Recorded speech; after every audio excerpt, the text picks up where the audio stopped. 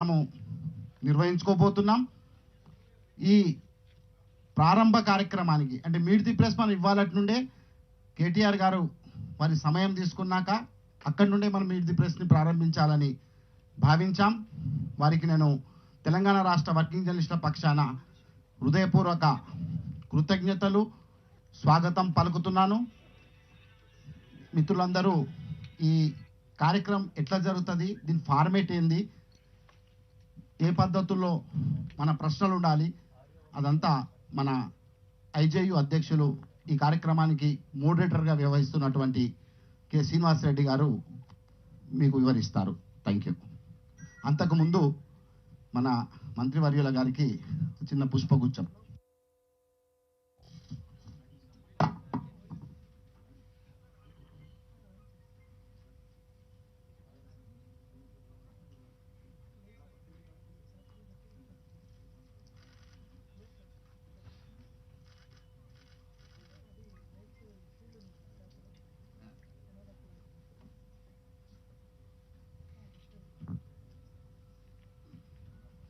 Friends, thank you all for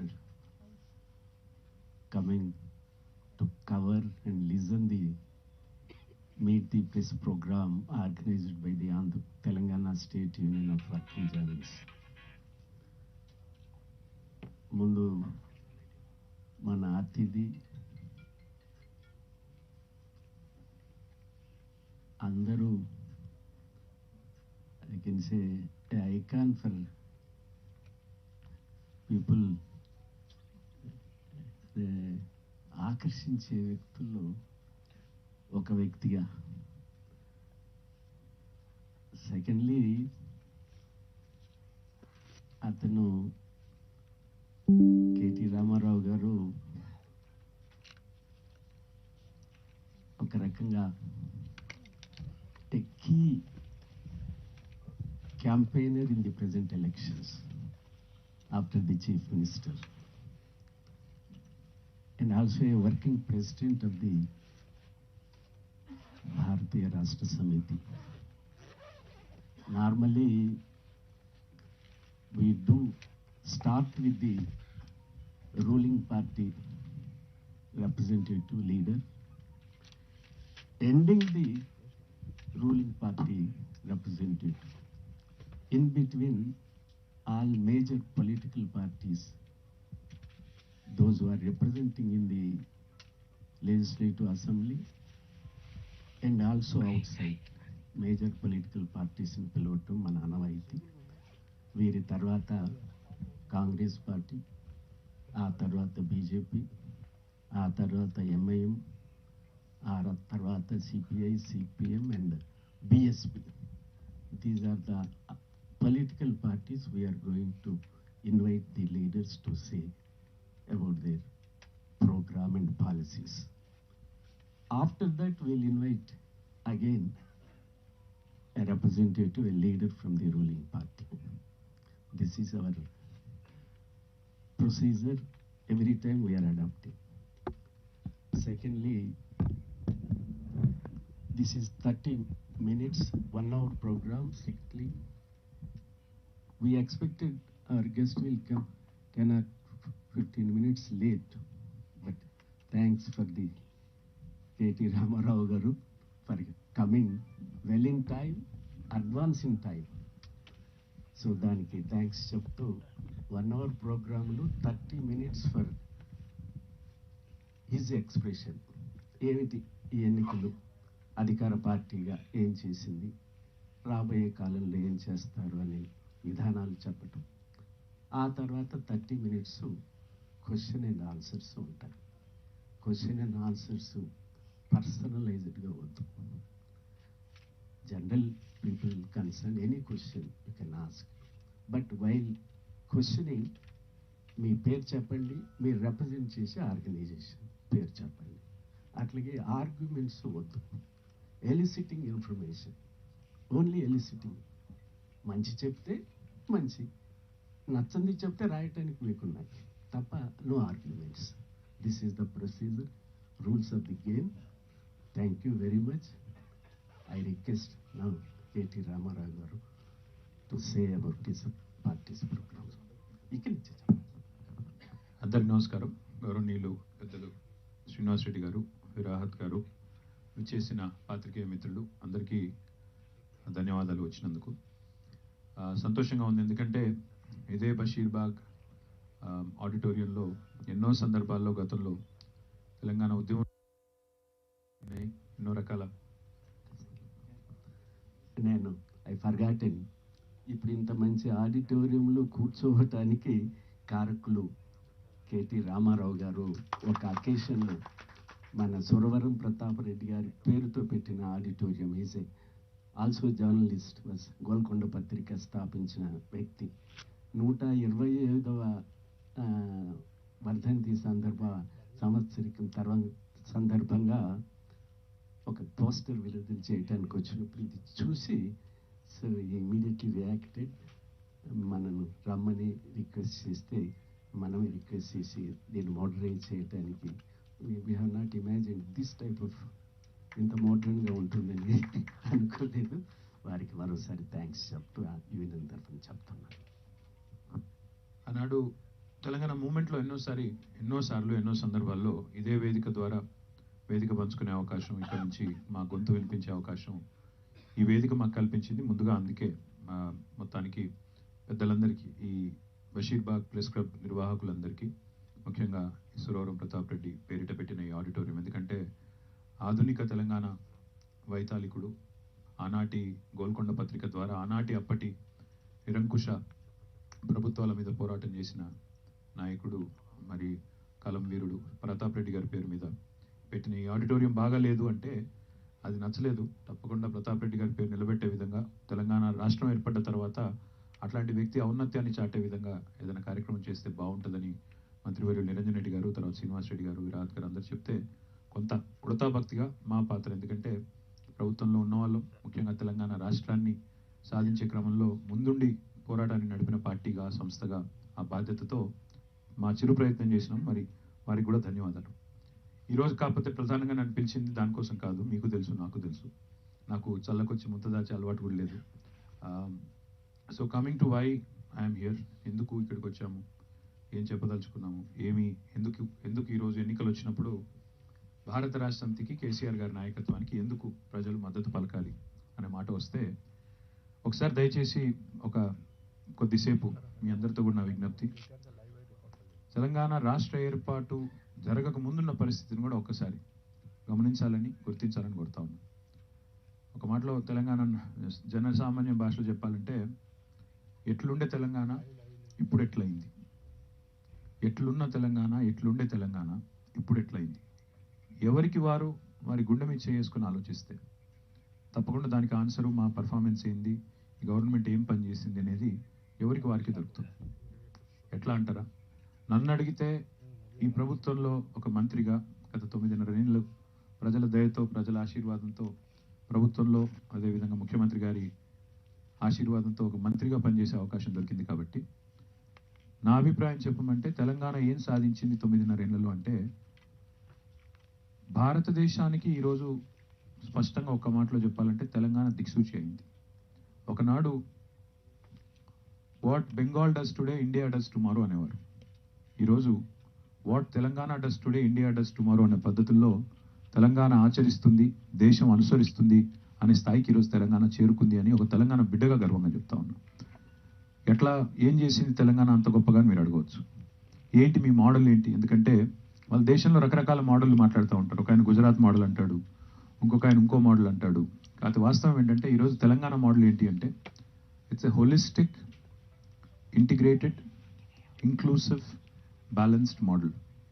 సమగ్ర, సమీకృత, సమ్మిళిత, సమతుల్య మోడల్ తెలంగాణ మోడల్. అంటే ఏంటి, పదాల కడికట్టు కోసం చెప్తున్నానా, పడికట్టు కోసం చెప్తున్నానా, లేదా నిజంగా ఇందులో ఏమైనా ఉందా అంటే, ఒక్కసారి మీరు గంభీరంగా ఆలోచిస్తే 9.5 ఏళ్ల కిందట ఈ రాష్ట్రం ఏర్పడ్డ నాటి పరిస్థితి, ఈరోజు పరిస్థితిని ఒక్కసారి తులనాత్మకంగా విశ్లేషిస్తే ఏం జరిగింది తెలంగాణలో అంటే, భారతదేశంలో ఈరోజు 28 రాష్ట్రాలు ఉన్నాయి.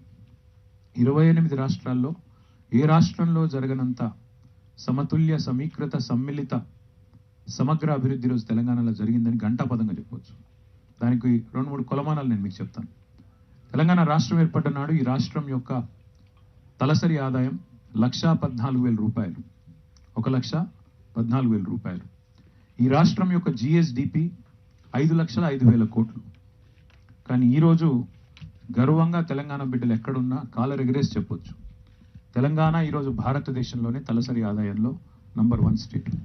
3,17,000 రూపాయలతో 1,14,000 నుంచి 3,17,000 రూపాయల తలసరి ఆదాయంతో వాళ్ళ భారతదేశాన్నే లీడ్ చేస్తోంది తెలంగాణ, లీడర్ అయ్యింది తెలంగాణ. 5,05,000 జిఎస్డిపి నుంచి ఈరోజు 13,27,000 కోట్లకి ఎగబాకింది తెలంగాణ యొక్క రాష్ట్ర స్థూల ఉత్పత్తి ఆదాయం జిఎస్డిపి. అదే మాదిరిగా నేను అన్నాను సమ్మిళిత అని, ఇంక్లూసివ్. తెలంగాణలో ఈరోజు నోబడి ఫీల్స్ లెఫ్ట్ అవుట్. భారతదేశంలో ఈరోజు పరిస్థితులు చూస్తూ ఉన్నాం. కొన్ని చోట్ల చివరికి పార్లమెంట్లో సైతం నువ్వు ముస్లిం అయితే నీ మీద దాడి జరుగుతుంది. ఒక ముస్లిం ఎంపీని పట్టుకొని కూడా నువ్వు ఉగ్రవాదివి, నువ్వు ఆటంకవాదివి, నువ్వు ముల్లావి, ఈ స్థాయిలో ఈరోజు భారతదేశంలో పరిస్థితులు ఉన్నాయి. కానీ వాళ్ళు తెలంగాణలో హిందూ అయినా, ముస్లిం అయినా, క్రిస్టియన్ అయినా, సిక్ అయినా, జైనుడైనా, ఎవరైనా ఇది నా రాష్ట్రం, ఇక్కడ నేను 2వ శ్రేణి పౌరుణ్ణి కాదు, ఇక్కడ నేను ఏదైనా స్వేచ్ఛగా ఉండవచ్చు.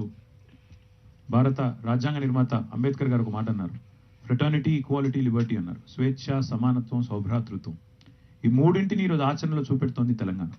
తెలంగాణలో ఈరోజు 9.5 ఏళ్లుగా కరువు లేదు, కర్ఫ్యూ లేదు, అందరూ సంతోషంగా ఉన్నారు. ఇక్కడ ఏం తినాలన్నా, ఏ బట్టలు వేసుకోవాలన్నా ఎలాంటి పరిమితులు కానీ పాబంది కానీ లేదు. ఎవరు ఎట్లా ఉండదలుచుకుంటే అట్లా నిరాటంకంగా ఉండవచ్చు. ప్రభుత్వం తరఫున ఆ విషయంలో ఎట్లాంటి రెండో ఆలోచన కానీ రెండో అభిప్రాయం కానీ లేదు. దేశవ్యాప్తంగా మీరు పరిస్థితులు చూస్తూ ఉన్నారు. చివరికి కొన్ని రాష్ట్రాల్లో బీఫ్ తింటే వాళ్ళ మీద దాడులు, జై శ్రీరామ్ అనకపోతే దాడులు, చివరికి రైలు డబ్బాలో పోతున్నప్పుడు స్కల్ టోపీ గడ్డం ఉంటే వాళ్ళ మీద దాడులు. ఇది ఈరోజు దేశంలోని పరిస్థితి. కానీ దేశంలోని ఇతర పరిస్థితులకి తెలంగాణకి తేడా ఏంటంటే ఒక సమ్మిళిత అభివృద్ధి. అది ఎవరైనా కావచ్చు, జాతి ఏదైనా కావచ్చు, కులం ఏదైనా కావచ్చు, మతం ఏదైనా కావచ్చు, పురుషుడు కావచ్చు, మహిళలు కావచ్చు, ఏ వ్యత్యాసం లేకుండా, లింగ వివక్ష కానీ, వర్ణ వివక్ష కానీ, కుల వివక్ష కానీ, ఏ వివక్ష లేకుండా, మత వివక్ష కానీ లేకుండా ఒక ఇంక్లూసివ్ సొసైటీ నడుపుతోంది తెలంగాణ ప్రభుత్వం. నెంబర్ 1. రెండవది, నేను సమగ్ర సమతుల్య సమీకృత అన్నాను. అంటే ఏ పని చేసినా ఒక ఎజెండాతో, స్పష్టతతో తెలంగాణ ప్రభుత్వం ఇవాళ పనిచేస్తుంది. తలసరి ఆదాయం పెరగడం, జిఎస్డిపి ఇవాళ భారతదేశంలోని అగ్రభాగాన్ని ఉండడం అనేది ఒక ఎత్తు అయితే, సమతూకం ఉండడం చాలా ఇంపార్టెంట్. రాష్ట్ర నిర్వహణలో, రాష్ట్రాన్ని నడిపే క్రమంలో సమతూకాన్ని పాటించాలి.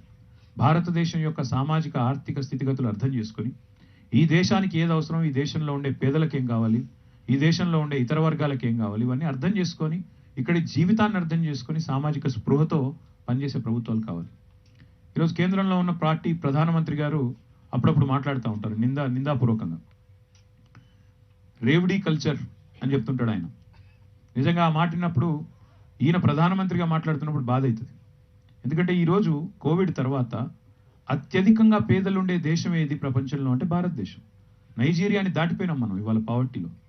అట్లాంటి భారతదేశం, ఇంకా ఎదుగుతున్న దేశంగా ఉన్న భారతదేశం, అత్యధిక పేదలున్న దేశం, ఇవాళ అత్యధిక అన్నార్థులున్న దేశం, హంగర్ ఇండెక్స్లో 113వ ర్యాంకులో ఉన్న దేశంలో పేదలకి 4 మంచి పనులు చేసే ప్రయత్నం చేస్తుంటే నిందాపూర్వకంగా మాట్లాడే పాలకులు ఉండడం నిజంగా ఒక రకంగా చెప్పాలంటే మన దురదృష్టం. కానీ తెలంగాణలో ఆ పరిస్థితి లేదు. వాళ్ళ ఒక అద్భుతమైన సమతూకం, డెవలప్మెంట్, వెల్ఫేర్ని ఈక్విటబుల్గా, ఈక్వల్గా మేనేజ్ చేస్తూ, ఈక్వానిమిటీతో, సమతూకాన్ని పాటిస్తూ, డెవలప్మెంట్ విషయంలో కాంప్రమైజ్ కాకుండా, అభివృద్ధి విషయంలో రాజీ పడకుండా, క్యాపిటల్ ఎక్స్పెండిచర్ ఖర్చు పెట్టే రాష్ట్రాల్లో టాప్ 5లో ఉంది తెలంగాణ. ఇంకోవైపు ఫిస్కల్ ప్రుడెన్స్ని ఎగ్జిబిట్ చేసే విషయంలో, ఫిస్కల్ ప్రుడెన్స్ అంటే అప్పుల విషయంలో కానీ ఇంకోటి కానీ పెరుగుతున్న వృద్ధి రేట్కి అప్పులకు కూడా ఒక సమతూకాన్ని పాటిస్తూ, ఆర్బీఐ చెప్పేది ఏంటి, డెట్ జిఎస్డిపి రేషియో చూడాలంటారు. అప్పులు జిఎస్డిపి యొక్క నిష్పత్తి చూడాలంటారు. అందులో బాటమ్ 5 స్టేట్స్లో ఉంది తెలంగాణ. 28 స్టేట్స్లో 23rd ర్యాంక్లో ఉంది తెలంగాణ డెట్ జిఎస్డిపిలో. అదే వృద్ధి రేట్లో టాప్ 5లో ఉంది. అంటే ఇంత అద్భుతమైన సమతూకం ఈరోజు భారతదేశంలో ఏ రాష్ట్రంలో లేదు. ఒకవైపు వెల్ఫేర్ రూపంలో ఈరోజు పేదలని కడుపులో పెట్టుకొని చూసుకుంటున్న తెలంగాణ. సంక్షేమానికి ఒక మాటలో చెప్పాలి అంటే కేసీఆర్ గారి పరిపాలన, 9.5 సంవత్సరాల పరిపాలన, సంక్షేమానికి స్వర్ణయుగం, అభివృద్ధికి పెద్దపీట. ఈ రెండు కూడా, ఈ సమతూకం, అరుదైన సమతూకం మీకు కనబడుతుంది. క్యాపిటల్ ఎక్స్పెండిచర్లో టాప్ 5 స్టేట్స్లో ఉంటుంది తెలంగాణ. కొంతమంది మాట్లాడతారు అప్పుల పాలు చేశారు కేసీఆర్ గారు. వాస్తవం ఏంటి? కేసీఆర్ గారు ఈ రాష్ట్ర ప్రభుత్వం వచ్చిన తర్వాత రాష్ట్రం ఏర్పడ్డ కొత్త నుంచి ఈ రోజు వరకు తీసుకుంటే 1 పైసా అప్పు చేస్తే దాన్ని ప్రొడక్టివ్ సెక్టర్లో పెట్టారు. ఇవాళ దేశానికి ఆదర్శంగా నిలబడ్డ మిషన్ భగీరథ కార్యక్రమం 40,000 కోట్ల రూపాయలతో చేస్తే అప్పు తీసుకొచ్చి ఇంటింటికి తాగునీళ్ళు ఇచ్చే ఒక పని చేశారు. ఇట్స్ ప్రొడక్టివ్ సెక్టర్ బికాస్ మంచినీళ్ళ మీద పెట్టిన ఖర్చు వల్ల ఆరోగ్య సమస్యలు తగ్గుతాయి. అల్టిమేట్గా మంచినీళ్ళు మీద పెట్టిన ఖర్చు it will pay of. It's productive sector. రెండవది కేసీఆర్ గారు డబ్బు తీసుకొచ్చి ఖర్చు పెట్టారు. ప్రభుత్వం ఖర్చు పెట్టింది ఎక్కడ? ఇరిగేషన్ మీద, సాగునీటి ప్రాజెక్టుల మీద, మిషన్ కాకతీయలో చెరువుల మీద. వీటి వల్ల ఈరోజు సంపద సృష్టించబడుతూ ఉంది. సంపద పునరుత్పత్తి అవుతున్నది. ఇవాళ ఒక్కొక్క రూపాయి మనం పెట్టే పెట్టుబడి ఉత్పాదక రంగంలో కనుక పెడితే తిరిగి మళ్ళీ మన రాష్ట్ర సంపద పెరుగుతుంది, రాష్ట్రానికే తిరిగి సంపద సృష్టించబడుతుంది. మూడవది విద్యుత్ రంగంలో పెట్టారు కేసీఆర్ గారు. విద్యుత్ రంగంలో ఈరోజు 7,700 మెగావాట్ల స్థాపిత సామర్థ్యం ఉన్న తెలంగాణ 2024 సంవత్సరం నాటికి 26,000 మెగావాట్ల స్థాపిత సామర్థ్యానికి చేరుకోబోతా ఉంది. అంటే అందులో పెట్టుబడులు పెట్టడం వల్లనే కదా. ఇవాళ పక్కనున్న కర్ణాటకలో 5 గంటల కరెంట్ ఇవ్వలేక అవస్థపడుతున్నది అక్కడి ప్రభుత్వం. అక్కడ మాటలేమో పెద్ద పెద్ద చెప్పినారు, 9 గంటల కరెంట్ అని ఇంకోటని. 5 గంటలు ఇవ్వలేక నానా అవస్థపడతా ఉంది. కర్ణాటక రైతులు వచ్చి ఇక్కడ చెప్తా ఉన్నారు, మేము తప్పు చేసినాము, లెంపలేసుకుంటున్నాము, దయచేసి మీరు ఆ తప్పు చేయవద్దని కొడంగల్లో, గద్వాల్లో, నారాయణపేటలో వచ్చి ధర్నాలు చేస్తూ ఉన్నారు. ఈరోజు తెలంగాణలో ఒకే ఒక్క రాష్ట్రం భారతదేశంలో 24 గంటలు నిరాటంకంగా కరెంట్ ఇచ్చే ఒకే ఒక్క రాష్ట్రం రైతులకి తెలంగాణ. దయచేసి ఇక్కడికి వచ్చిన మిత్రులు నేను కోరేది ఒకటే, ఆలోచించమని ప్రార్థించేది ఒకటే. మనం చాలా ప్రభుత్వాలు చూసాం. ఇదే రాష్ట్రంలో మీరు కూడా ఇదే రూమ్లోంచి ఎంతోమంది పార్టీలను, ఎంతోమంది నాయకులను ఇంటర్వ్యూలు చేసినారు, మీట్ ద ప్రెస్ పెట్టినారు, ఎలక్షన్లు చాలా చూశారు. ఇప్పుడు నేను ఇక్కడికి వచ్చినప్పుడు శ్రీనివాస్ రెడ్డి గారు చెప్తున్నారు, ఆయన బహుశా నేను పుట్టినప్పుడు ఆయన ఈ వృత్తిలోకి అడుగు పెట్టినట్టున్నారు. కాబట్టి అప్పటి నుంచి ఇప్పటివరకు 47-50 ఏళ్లలో ఎంతో మందిని చూశారు, ఎన్నో ప్రభుత్వాలను చూశారు. నేను మిమ్మల్ని ఆలోచించమని కోరేది ఒకటే, ప్రభుత్వాలలో చాలా సందర్భాల్లో సమతూకం లోపిస్తుంది, సమతుల్యత లోపిస్తుంది. ఉదాహరణకి ఆనాడు ఒకప్పుడు ఒక గవర్నమెంట్ ఉండేది, పేర్లు నేను చెప్పను అనవసరం, వాళ్ళు మళ్ళీ పేర్లు చెప్తే మళ్ళీ రకరకాల వ్యాఖ్యానాలు చేస్తారు. వాళ్ళు pro IT, pro business, pro urban ఫోకస్తో పోయారు. ఆ తర్వాత వారిని ఓడించి ఇంకో గవర్నమెంట్ వచ్చింది, వారు pro rural, pro agriculture, pro poor ఫోకస్తో పోయారు. ఇవాళ తెలంగాణలో అరుదైన సమతూకం ఏంటంటే మీకు రెండు కనబడతాయి. ఇటు అర్బన్ డెవలప్మెంట్లో తెలంగాణ పట్టణ ప్రగతిలో భారతదేశంలో 2nd హైయెస్ట్ అవార్డ్స్ వస్తాయి, స్వచ్ఛ సర్వేక్షణలో కేంద్ర ప్రభుత్వం ద్వారా అవార్డ్స్ వస్తాయి. పల్లె ప్రగతి కార్యక్రమం తీసుకుంటే రూరల్ డెవలప్మెంట్లో 2.5% జనాభా తెలంగాణ భారతదేశంలో, కానీ మనకు 30% జాతీయ అవార్డులు వస్తాయి పంచాయతీ అవార్డులలో. ఇటు పల్లెలు బాగుపడుతున్నాయి, అటు పట్టణాలు బాగుపడుతున్నాయి. ఒకవైపు పారిశ్రామిక రంగం తీసుకుంటే ఈజ్ ఆఫ్ డూయింగ్ బిజినెస్లో తెలంగాణ ఈజ్ ఇన్ టాప్ 3. పరిశ్రమలను అట్రాక్ట్ చేయడంలో కానీ, విధానాల్ని సరళీకృతం చేయడంలో కానీ వీఆర్ లీడింగ్ స్టేట్, ప్రోగ్రెసివ్ స్టేట్గా, ప్రగతిశీల రాష్ట్రంగా భారతదేశంలోనే ఒక ఘనత సంపాదించుకుంది తెలంగాణ. ప్రపంచంలోని ఎన్నో ఐటీ కంపెనీలకి, లైఫ్ సైన్సెస్ కంపెనీస్కి ఇవాళ కేర్ ఆఫ్ అడ్రస్గా ఉన్నది తెలంగాణ. అదే మాదిరిగా పారిశ్రామిక రంగంలో ఒకవైపు దూసుకుపోతున్నాం, మరొక వైపు పర్యావరణాన్ని కాపాడేది కూడా సమతూకాన్ని పాటిస్తున్నాం. 7.7% గ్రీన్ కవర్ పెరిగి, 7.7% పచ్చదనం పెరిగి మొత్తం భారతదేశంలోనే ఒక అరుదైన ఘనత 5,13,000 ఎకరాల కొత్త అడవిని సృష్టించింది తెలంగాణ హరితహారం కార్యక్రమం ద్వారా. ఇది ఒక అరుదైన సమతూకం. అటు డెవలప్మెంట్, ఇటు వెల్ఫేర్, అటు రూరల్ డెవలప్మెంట్, ఇటు అర్బన్ డెవలప్మెంట్, ఇటు పర్యావరణం, పరిశ్రమ, అదే మాదిరిగా మరి ఎన్నో రంగాల్లో ఐటీ ఉదాహరణగా తీసుకుంటే 56,000 కోట్ల ఎగుమతులున్న తెలంగాణ 2014లో ఈరోజు 2,41,000 కోట్ల ఎగుమతులకు ఎగబాకింది. అంటే ఆల్మోస్ట్ 400% గ్రోత్ ఇన్ 9.5 years. ఇక్కడ ఒక ఇంపార్టెంట్ పాయింట్ చెప్పాలి. తెలంగాణ రాష్ట్రం వచ్చే నాటికి ఇక్కడ ఐటీ ఎగుమతులు 56,000 కోట్లు. అదే పోయిన సంవత్సరానికి ఈ సంవత్సరానికి చూస్తే, లాస్ట్ ఇయర్కి ఈ ఇయర్కి చూస్తే, లాస్ట్ ఇయర్ 2021, 22 అండ్ 22, 23కి తేడా చూస్తే కరెక్ట్గా ఆనాటికి ఈనాటికి పెరిగిన ఐటీ ఉత్పత్తులు ఎంత అంటే 57,000 కోట్లు. అంటే 1989 నుంచి 1989 నుంచి 2014 వరకు ఎంతైతే ఐటీ రంగంలో ఎక్స్పోర్ట్ ఎగుమతులు పెరిగినాయో ఒక్క సంవత్సరంలో తెలంగాణ అంత పరిమాణం సాధించింది. 56,000 కోట్లు రాష్ట్రం వచ్చేనాడు 21, 22, 22, 23కి వ్యత్యాసం చూస్తే 57,000 కోట్లు. That is Telangana. ఐటీ రంగంలో మన గ్రోత్ అట్లా ఉంది. అదే మాదిరిగా ఇంకోవైపు వ్యవసాయం, main stay of the people of Telangana is agriculture. 60-65% డైరెక్ట్గా ఆధారపడేది వ్యవసాయం. వ్యవసాయంలో 68 లక్షల మెట్రిక్ టన్నులు కొనుగోలు చేసే తెలంగాణ 2014లో వరిధాన్యం ఈరోజు దేశానికి ధాన్య భాండాగారం అయింది, దేశానికి అన్నపూర్ణ అయింది. పంజాబ్ని, హర్యానాని తోసిరాజని ఇవాళ అగ్రభాగానికి ఎగబాకింది తెలంగాణ. 3.5 కోట్ల మెట్రిక్ టన్నుల ధాన్యాన్ని కొనుగోలు చేస్తున్న తెలంగాణ సివిల్ సప్లైస్ కార్పొరేషన్. అంటే వ్యవసాయ ఉత్పత్తులు పెరుగుతున్నాయి, ఐటీ ఎగుమతులు పెరుగుతున్నాయి. ఈ అరుదైన సమతూకం, rural urban, pro business pro poor, అదే మాదిరిగా pro agriculture and pro business, ఈ అరుదైన సమతూకాన్ని సాధించిన సమతుల్య రాష్ట్రం తెలంగాణ. ఇవాళ తెలంగాణలో ఏ మూలకైనా పోండి మీరు, సంపద పెరిగింది, ప్రజల సంపద పెరిగింది, రాష్ట్ర సంపద పెరిగింది. ఓవరాల్గా అందుకే తలసరి ఆదాయం దేశంలోనే అగ్రభాగానికి వచ్చింది. ఎందుకు ఓటేయాలి కేసీఆర్ గారికి అంటే, ఎందుకు ఈ ప్రభుత్వాన్ని కొనసాగించాలి అంటే, ఒకటి కాదు, నేను 1000 కారణాలు చెప్తాను. ఎందుకంటే ఏ ప్రభుత్వం అయినా 2 పర్యాయాల అవకాశం ఇచ్చిన తర్వాత మూడోసారి ఎలక్షన్కి వెళ్ళేటప్పుడు స్వేచ్ఛగా, గర్వంగా, గొప్పగా చెప్పే పరిస్థితి ఉండాలి. మేము ఈ పని చేసినాము కాబట్టి మాకు ఓటేయండి అని చెప్పాలి. కానీ ఇవాళ మా మీద పోటీ చేస్తున్న ప్రత్యర్థులకు తేడా చూడండి. మేమేమో ప్రగతి నివేదికలు సమర్పించి ఏ నియోజకవర్గానికి ఏం చేసినాం, ఏ గ్రామానికి ఏం చేసినాం, ఈ రాష్ట్రానికి ఏం చేసినాం, ఏ రంగంలో ఏం సాధించినాం అని చెప్పి ఓటు అడిగే ప్రయత్నం మేము చేస్తున్నాం. కానీ వాళ్ళు, మా ప్రత్యర్థులు, ఒకరు బీజేపీ 9.5 ఏళ్ళు కేంద్రంలో ఉన్నారు, తెలంగాణకు చేసింది గుండు సున్నా. ఇక్కడ నుంచి తీసుకున్నదే ఎక్కువ తప్ప ఇచ్చింది తక్కువ. ఏం చేసిండ్రు తెలంగాణ కంటే చెప్పే పరిస్థితి లేదు. అందుకే నిందాపూర్వకమైన మాటలు, వ్యక్తిగత దాడులు, అయితే జుమ్లా లేకపోతే హమ్లా, ఇదే తప్ప వాళ్ళకు తెలిసిందేమీ లేదు. అయితే జుమ్లా లేకపోతే హమ్లా, ఇది వాళ్ళ నీతి. ఇక Congress, it's a party that has been tried, tested and dusted. Congress కొత్తదేం కాదు, ఈ రాష్ట్రానికి, ఈ దేశానికి కొత్త పార్టీ కాదు. It's a party that has been tried, tested and dusted. అంటే చెత్తబుట్టలో పడేయబడ్డ పార్టీ.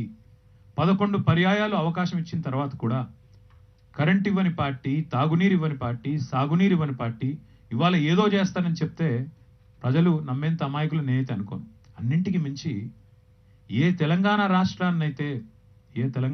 రాష్ట్రాన్నైతే ముంచిందో కాంగ్రెస్ పార్టీ, హైదరాబాద్ సంస్థానంగా ఉన్న ఒక ప్రాంతాన్ని ఆనాడు పరాధీనతలోకి నెట్టింది కాంగ్రెస్.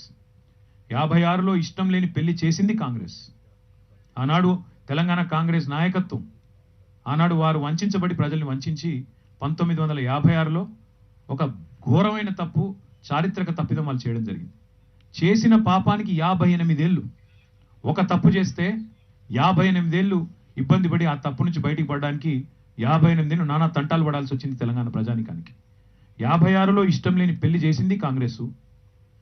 68లో ఉవ్వెత్తున ఎగిసిపడ్డ ఉద్యమాన్ని కర్కశంగా పోలీసులను, ప్రభుత్వ యంత్రాంగాన్ని అడ్డం పెట్టుకొని రాజ్యశక్తితో 370 మంది పిట్టల్ని కాల్చినట్టు కాల్చి చంపింది కాంగ్రెస్. మళ్ళీ 1971లో ప్రజాస్వామ్యబద్ధంగా తెలంగాణ ప్రజలు తమ గొంతు వినిపిస్తే 14 మంది పార్లమెంట్ సభ్యులకు గాను 11 మంది పార్లమెంట్ సభ్యులను ఆనాడు తెలంగాణ ప్రజాసమితిని గెలిపించి, ఆనాడు చెన్నారెడ్డి గారు, మల్లికార్జున్ గారు, ఇంకా ఇతర పెద్దలు వారు తెలంగాణ ప్రజల తరపున మాట్లాడే ప్రయత్నం చేస్తే వాళ్ళను కూడా ఆనాడు తృణీకార భావంతో వాళ్ళందరినీ కూడా అనగదొక్కి ఆనాడు మళ్ళీ తెలంగాణ ప్రజల గొంతు నులిమింది 1971లో కాంగ్రెస్. సరే, మధ్యలో చాలా చెప్పారు, 20 సూత్రాలు అన్నారు, 5 సూత్రాలు అన్నారు, 6 పాయింట్ ఫార్ములా అన్నారు, మళ్ళీ ఇలా 6 గ్యారెంటీలు అంటున్నారు. ఆ రోజు 6 పాయింట్ ఫార్ములాను అమలు చేసింది లేదు, 20 పాయింట్లను నిలిపింది లేదు. ఆనాడు గొంతు నిలిపారు, మళ్ళీ ఈరోజు కొత్త రూపంలో, కొత్త వేషంలో మళ్ళీ డ్రామా. 2004లో కూడా మాట ఇచ్చి 10 ఏళ్ల పాటు తెలంగాణ ప్రజలను తీవ్రంగా వేధించి, హింసించి, ఆఖరికి 100 మందిని బలిగొని, 100 మంది పిల్లల ప్రాణాలు తీసుకొని, చివరికి నా మాట కాదు, రేవంత్ రెడ్డి గారు చెప్పినట్టు బలిదేవత సోనియా గాంధీ గారు, బలిదేవత నేను అంటలేదు, దయచేసి నాకు ఆపాదించకండి, స్వయంగా పిసిసి అధ్యక్షుడు చెప్పిన మాట, బలిదేవత, 100 మంది పిల్లల్ని బలిగొన్న బలిదేవత అని చెప్పినాడు ఆయన. తీసుకొని చివరికి అనివార్యంగా అక్కడ జగన్మోహన్ రెడ్డి గారు పార్టీ పెట్టడంతో ఆంధ్రాలో ఎట్లాగో కాంగ్రెస్ కూలింది, కుప్పగూలిపోయింది. ఇక్కడన్నా 4 సీట్లు వస్తాయేమో అని ఆశతో ఇచ్చింది కాంగ్రెస్ తప్ప, రాజకీయ పరంగా ఒక స్వార్థం కోసం ఇచ్చిందే తప్ప ఇవాళ చేసిందేమీ లేదు. నేను ఇక్కడికి వచ్చిన మిత్రుల్ని కానీ, నేను మిమ్మల్ని అందరినీ కానీ అడిగేది ఒకటే, అల్టిమేట్గా ఏ పార్టీకైనా ధైర్యం ఉండాలి. ఏం జరిగింది చెప్పే ధైర్యం ఉండాలి, ఏం చేశామో చెప్పే ధైర్యం ఉండాలి, భవిష్యత్తులో ఏం చేస్తామో కూడా చెప్పాలి. మేము చేసింది స్పష్టంగా మీ కళ్ళ ముందు ఉంది. మున్సిపాలిటీలు బాగా చేసినాం, పట్టణాలు బాగా చేసాం, పల్లెలు బాగా చేస్తున్నాం. పల్లె ప్రగతి, పట్టణ ప్రగతి లాంటి కార్యక్రమాలు ఇవాళ దేశానికి ఆదర్శమైనాయి. ఐటీ రంగంలో మా గ్రోత్ ఈరోజు ఎట్లా ఉంది అంటే, బెంగళూరుని తోసి రాజన్నది హైదరాబాద్. గత 2 సంవత్సరాలుగా బెంగళూరుని దాటిపోయింది హైదరాబాద్. పోయిన సంవత్సరం భారతదేశంలో సృష్టించబడ్డ అన్ని ఉద్యోగాల్లో 3వ వంతు ఉద్యోగాలు పోయిన సంవత్సరం హైదరాబాద్ నుంచి వచ్చినాయి. 1/3 of total jobs created in the country according to NASSCOM have been created in Telangana. 1/3. 4,50,000 ఉద్యోగాలు సృష్టించబడితే 1,50,000 ఉద్యోగాలు తెలంగాణలో, 1,46,000 ఉద్యోగాలు బెంగళూరులో. ఈ సంవత్సరం అది ఇంకా బెటర్ ఉంది. Last year it was 33%, this year it's 44%. So ఈ రకంగా అటు ఉపాధి కల్పనలో తెలంగాణ అగ్రభాగాన ఉంది, ప్రైవేట్ సెక్టర్లోనండి. అదేవిధంగా మమ్మల్ని అప్పుడప్పుడు కొంతమంది మాట్లాడుతూ ఉంటారు ప్రభుత్వ ఉద్యోగ నియామకాల గురించి. మీ అందరికీ తెలవాల, 2004 నుంచి 14 వరకు ఈ రాష్ట్రంలో ఉన్నది కాంగ్రెస్ పార్టీ, కాంగ్రెస్ ప్రభుత్వం. 2004 నుంచి 14 వరకు కాంగ్రెస్ ప్రభుత్వం ఏపీపీఎస్సీ ద్వారా ఆనాడు మొత్తం ఉద్యోగ నియామకాలు ఎన్ని చేసిందండి? 24,000 ఉద్యోగాలు. కేవలం 24,000 చిల్లర ఉద్యోగాలు మాత్రమే కాంగ్రెస్ ప్రభుత్వం 10 ఏళ్లలో నింపింది. మొత్తం ఉమ్మడి ఆంధ్రప్రదేశ్లోని 23 జిల్లాల సంఖ్య నేను చెప్పేది. తెలంగాణ వాటా 42% అనుకుంటే కేవలం 10,000 ఉద్యోగాలు, అంటే సంవత్సరానికి 1000 ఉద్యోగాలు ఇచ్చింది, ఉద్యోగ నియామకాలు చేసింది కాంగ్రెస్ ప్రభుత్వం. మాకంటే ఎగ్జాక్ట్గా ముందుంది కాబట్టి చెప్తా ఉన్నాను. అదే మరి తెలంగాణ ప్రభుత్వం 2014 నుంచి ఈ రోజు వరకు మొత్తం ఉద్యోగ నియామకాల ప్రక్రియ 2,20,000 ఉద్యోగ నియామకాల ప్రక్రియ ప్రారంభించింది. అందులో నిర్విఘ్నంగా 1,32,000 ఇప్పటికే పూర్తయినాయి, ఇంకో 90,000 వివిధ దశల్లో ఉన్నాయి. సరే, ఆ 90,000 వివిధ దశల్లో ఉన్నాయనేది ఒక నిమిషం పక్కకు పెడితే కూడా 1,30,000 ఉద్యోగాలు భర్తీ అయినాయనే వాస్తవాన్ని గుర్తిస్తే 10 ఏళ్లలో తెలంగాణ ప్రభుత్వం సంవత్సరానికి 13,000 చేసింది. వాళ్ళు చేసింది 1000. వాళ్ళు కూడా మమ్మల్ని విమర్శిస్తారు. ఇంకొక మాట నేను అనేది, ఈ దేశంలో ఇంతకంటే వేగంగా ఉద్యోగ నియామకాలు చేసిన ఇంకొక ప్రభుత్వం ఉందా?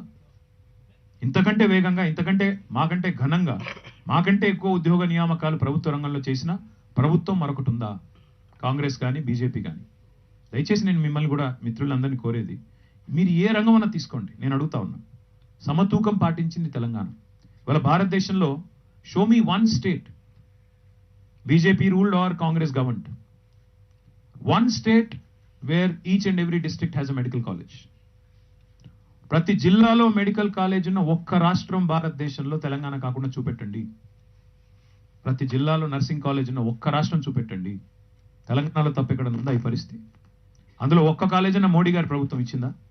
మొత్తం తెలంగాణ ప్రభుత్వం పెట్టింది కదా. 33 జిల్లాల్లో ఇవాళ అసలు తెలంగాణ రాకముందు మెడికల్ కాలేజీలు ఎన్ని? 5.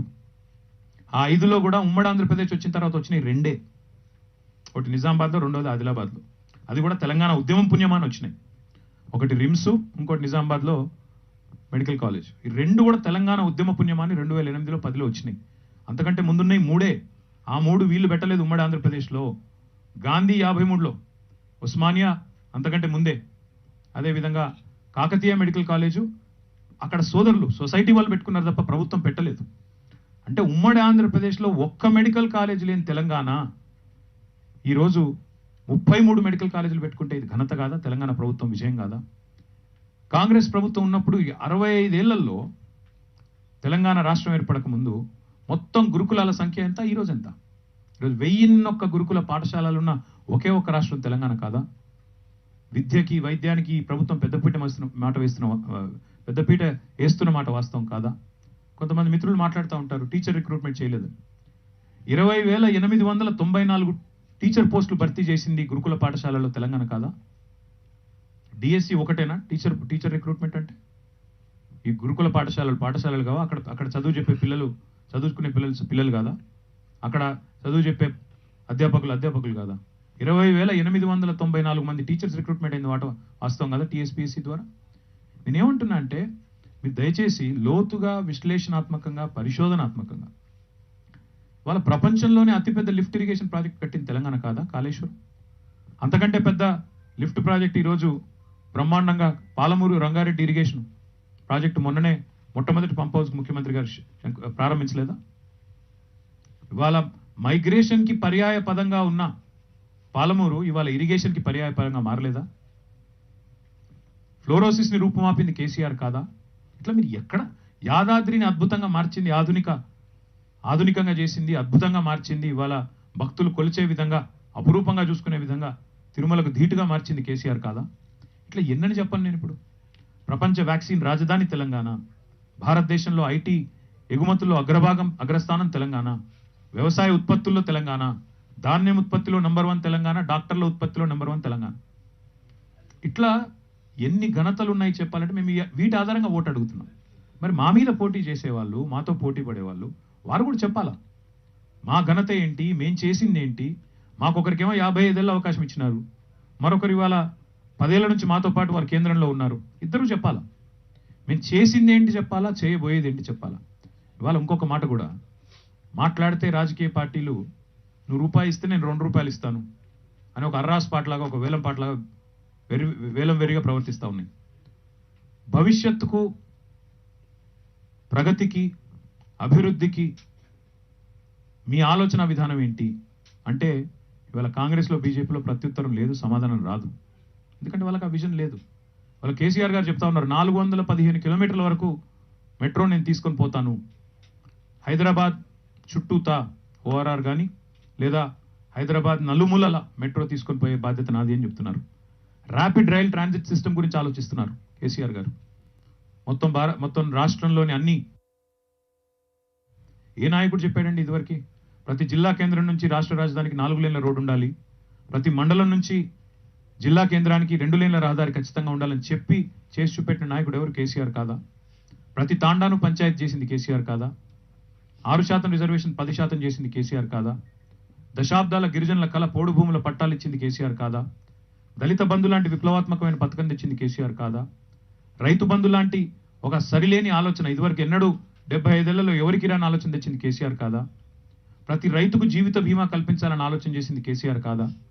ఇవాళ కొత్తగా ఇంటింటికి సన్న బియ్యం ఇస్తాను అన్నపూర్ణ ద్వారా అని చెప్పిన, అర్హులైన ప్రతి మహిళకు సౌభాగ్యలక్ష్మి కార్యక్రమం ద్వారా నేను 3000 రూపాయల భృతి ఇస్తానని భరోసానిచ్చిన, అదేవిధంగా ఆసరా పెన్షన్లు అందుకుంటున్న లబ్ధిదారులకి ఇవాళ 2000 కాదు 5000 ఇస్తానని సీఎం భరోసానిస్తే ఆయన నమ్ముతున్నారు ప్రజలు. ఎందుకంటే ఈయనకి ట్రాక్ రికార్డ్ ఉంది, క్రెడిబిలిటీ ఉంది, ఈయన చెప్తే నమ్ముతాము. ఇదివరకు 200 ఇవ్వనాడు ఇవాళ 2000 ఇస్తానన్నా 4000 ఇస్తానన్నా నమ్మము అని కుండబద్దలు కొట్టినట్టు చెప్తా ఉన్నారు. ఇవాళ భారతదేశం మొత్తంలో వ్యవసాయానికి ఉచితంగా 24 గంటల కరెంట్ ఇస్తున్న ఒకే ఒక్క ప్రభుత్వం తెలంగాణ కాదా? ఏ రంగం తీసుకుంటారు తీసుకోండి మీరు, ఫలానా రంగం అతీతం నేను చెప్పను. వైద్యం, విద్య, వ్యవసాయం, ఐటీ, పరిశ్రమలు, పట్టణాభివృద్ధి, గ్రామీణాభివృద్ధి, ఏ రంగమన్నా తీసుకోండి. తెలంగాణ కంటే మెరుగైన నమూనా ఏదన్నా ఉందా మీకు చూపెట్టండి.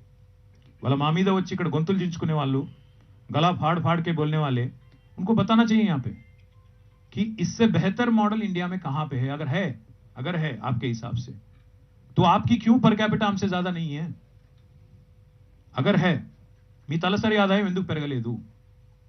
వాళ్ళ తెలంగాణ తలసరి ఆదాయం 1,14,000 నుంచి 3,17,000 అయినప్పుడు మరి మీదెందుకు పెరగలేదు? నరేంద్ర మోడీ గారు నేను అడుగుతా ఉన్నా, మీరే కదా చెప్పింది 2014లో రైతుల ఆదాయం రెట్టింపు డబుల్ చేస్తానన్నాడు నరేంద్ర మోడీ 2022 కల్లా. చేసిండా? 2014లో నరేంద్ర మోడీ గారు చెప్పిన మాట 5 ట్రిలియన్ ఎకానమీ చేస్తా అన్నాడు, 5 ట్రిలియన్ ఎకానమీ ఇండియా అన్నాడు. అయ్యిందా? ప్రతి మనిషికి ఇల్లు ఇస్తానన్నాడు, ఇల్లు లేని వాడికి ఇచ్చిండా? 2 కోట్ల ఉద్యోగాలు ఇస్తానన్నాడు, అదేవిధంగా ప్రతి ఇంటికి నల్ల పెడతా అన్నాడు, ఇచ్చిండా? మరి ఇవన్నీ కేసీఆర్ చేస్తున్నాడే, కేసీఆర్ ప్రభుత్వం చేస్తోంది. పర్ క్యాపిటాని 3 రెట్లు పెంచాం. పర్ క్యాపిటాని మీరు 1.4 ట్రిలియన్ ఉన్న ఎకానమీని మీరు 5 ట్రిలియన్ చేయలేకపోయినారు. కానీ 1,14,000 రూపీస్ ఉన్న పర్ క్యాపిటాని కేసీఆర్ గారు 3,17,000 రూపాయలు చేసిండు. That is the difference between KCR and others. పర్ఫార్మెన్సే చూసుకుంటే ఇవాళ కేసీఆర్ ప్రభుత్వానికి ధీటుగా వచ్చే ప్రభుత్వం ఒకటి కూడా లేదు ఈ దేశంలో. ఈరోజు కర్ణాటక మోడల్ని ఉదరగొడుతున్నారు. కర్ణాటక రైతులు వచ్చి స్వయంగా చెప్తున్నారు, మేమే మునిగినాం, మీరు మునగకండి, మీ కొంపబుచ్చుకుంటారు వీళ్ళు, కరెంట్ ఇవ్వలేని అసమర్థులని వాళ్ళు స్వయంగా వచ్చి చెప్పే పరిస్థితి. ఆశ్చర్యం ఏంటంటే నిన్న ఒక ఆయన అంటాడు, కాంగ్రెస్ ఆయన, వీళ్ళంతా స్పాన్సర్డ్ రైతులు, వాళ్ళని తీసుకొచ్చిండ్రు అని. పని చేద్దాం, మరి కర్ణాటకకి పోదాంపా, కర్ణాటకలో ఊళ్ళకి పోదాం, తెలుసుకుందాం, అక్కడ అడుగుదాం రైతుల్ని స్ట్రైట్గా పోయి, మీరు పోదాం మేము పోదాం, ఒకటే బస్సులో పోదాం, రైతులకు మీరు కరెంట్ ఇస్తున్నారా లేదా, వాళ్ళు ఇక్కడికి వచ్చారు కదా, మనమే పోదాంపా, దాని ఆధారంగా ఓటు అడుగుదాంపా. కరెంటు కర్ణాటక కరెంట్ కావన్నా తెలంగాణ కరెంట్ కావన్నా చలో దేఖలేంగి. నేనేమంటున్నా అంటే అన్ని రంగాల్లో ఈ రాష్ట్రాన్ని ముంచిన వాళ్ళు, అన్ని రంగాల్లో ప్రజలను ఆనాడు అన్యాయం చేసిన వాళ్ళు, రాష్ట్రాన్ని ఆగం చేసి అరిగోస పెట్టిన వాళ్ళు ఇవాళ వచ్చి మాట్లాడితే మాకు చాలా విడ్డూరంగా విచిత్రంగా అనిపిస్తున్నది. నేను ప్రజలను కోరేది ఒకటే, రాష్ట్ర ప్రజలందరినీ కోరేది ఒకటే, ఎన్నడూ ఈ 9.5 ఏళ్లలో ఏ రకమైన తమ భేదం లేకుండా, ప్రాంతీయ భేదం లేకుండా, ఎన్నో అనుమానాలు అపోహల మధ్యన పుట్టిన ఈ రాష్ట్రంలో ఒక అద్భుతమైన ప్రగతిని ఆవిష్కరించింది, ఒక కొత్త నమూనాను ఆవిష్కరించింది తెలంగాణ ప్రభుత్వం. మీ కళ్ళ ముందే ఉంది, వాస్తవాలు మీ కళ్ళ ముందు ఉన్నాయి. హైదరాబాద్ ఎట్లా మారిందో మీ కళ్ళ ముందే ఉంది, పట్టణాలు ఎట్లా మారుతున్నాయో మీ కళ్ళ ముందే ఉంది, పల్లెలు ఎట్లా అద్భుతంగా ముందుకు పోతున్నాయో మీ కళ్ళ ముందే ఉంది. రాష్ట్రంలో వైద్య రంగంలో, వ్యవసాయ రంగంలో, విద్యలో, ఐటీలో, పారిశ్రామిక రంగంలో, పర్యావరణంలో ఎన్ని అద్భుతాలు ఆవిష్కృతం అవుతున్నాయో మీ కళ్ళ ముందే ఉంది. ఇవాళ ఒకవైపు గ్రోత్ సాధిస్తూనే మరొక వైపు అప్పుల పాలు చేయకుండా రాష్ట్రాన్ని మరి ఫిస్కల్ ప్రుడెన్స్తో ముందుకు తీసుకొని పోతున్న ముఖ్యమంత్రి, నీళ్లు, నిధులు, నియామకాలు అనే నినాదానికి సంపూర్ణంగా న్యాయం చేసిన ముఖ్యమంత్రి, నీళ్లలో ప్రతి నీటి చుక్కను ఒడిసిపట్టి మన బీడు భూములకు మళ్ళిచ్చిన ముఖ్యమంత్రి, ప్రతి ఇంటికి నల్లాబెట్టి నీళ్ళు ఇచ్చిన ముఖ్యమంత్రి, నిధులలో ఈరోజు ఆనాటికి ఈనాటికి నక్కకి నాగలోకి అనుకున్నంత తేడా ఉంది. కంబైన్డ్ స్టేట్ బడ్జెట్ కంటే మన బడ్జెట్ 3 ఏళ్ల కిందటనే ఎక్కువ. అంత పెద్ద ఎత్తున నిధులు ఖర్చు పెడుతున్న రాష్ట్రం, ఇంత అద్భుతమైన ప్రగతి సాధించిన రాష్ట్రం, నియామకాల్లో దేశంలో ఎవరు చేయనంత గొప్పగా ఈరోజు సంవత్సరానికి 13,000 నియామకాలు పూర్తి చేసి మరొక 90,000 ఉద్యోగాల నియామకాలు పూర్తి చేయబోతున్న రాష్ట్రం. గవర్నమెంట్ సెక్టర్లో, ప్రైవేట్ సెక్టర్లో ఇప్పటికే 24 లక్షల ఉద్యోగ అవకాశాలు, ఉపాధి అవకాశాలు సృష్టించిన రాష్ట్రం. కాబట్టి ఈ ముఖ్యమంత్రి గారి ఆధ్వర్యంలో, కేసీఆర్ గారి ఆధ్వర్యంలో ఎన్నికలకు పోతున్నాం. మరి ప్రజలు మమ్మల్ని ఆశీర్వదించాలని, అవకాశం మళ్ళీ ఒకసారి ఇవ్వాలని, కష్టపడి సాధించిన తెలంగాణ, ఒక తప్పు చేసిన పాపానికి 1956లో 58 ఏళ్ళు అవస్థపడ్డాం. మళ్ళీ ఒక తప్పు చేస్తే మళ్ళీ ఒక 50 ఏళ్ళు వెనక్కిపోయే ప్రమాదం ఉంది. కాబట్టి ప్రగతికి ఓటేయండి, ప్రోగ్రెస్కి ఓటేయండి, కేసీఆర్ గారి నాయకత్వాన్ని మళ్ళొకసారి ఆశీర్వదించండి. ఇప్పుడు చేస్తున్న దానికంటే రెట్టింపు ఉత్సాహంతో ముందుకు పోతామని చెప్పి తెలియజేస్తే అవకాశం ఇచ్చినందుకు శ్రీనివాస్ రెడ్డి గారికి, అదేవిధంగా ఇక్కడ నిర్వాహకులకి ధన్యవాదాలు. నమస్కారం. Thank you KTR. నా మనది మొదలవుతుంది. ఇటొకరు ఉంటారు. బాబు, నువ్వు ఒక మైక్ తీసుకొని ఇటువైపు నిలబడు. మీరు చేయి లేబడితే నేను గుర్తించి పిలుస్తుంటాను. శ్రీనివాస్, నువ్వు అక్కడ ఉండు. నీ మైక్ ఉందా? ఓకే, ఇక్కడికి వెళ్ళారు. 3rd రోకి వెళ్ళి చేయి లేబట్టారు. మీ పేరు, ఆర్గనైజేషన్ పేరు చెప్పండి. ప్రశ్నలు లేకపోయినా పర్లేదు. नमस्कार जी, పెద్ద చేయలు అవ్వట్లేదు. मैं सूर्य प्रकाश तिवारी, विश्व रक्षक मीडिया से आपसे ये पूछना चाहता हूँ, देश में हिंदू मुस्लिम जो हो रहा है और जो सोशल मीडिया का दुष्प्रभाव समाज पे हो रहा है, इन हालातों में बदलाव के लिए आपके हिसाब से क्या कदम उठने चाहिए? विश्व रक्षक आपने कहा, कुछ लोग अपने आप को विश्व गुरु मानते हैं, आप अपने आप को विश्व रक्षक मानते हो. सही बात. मैं नहीं हूँ, जनता है.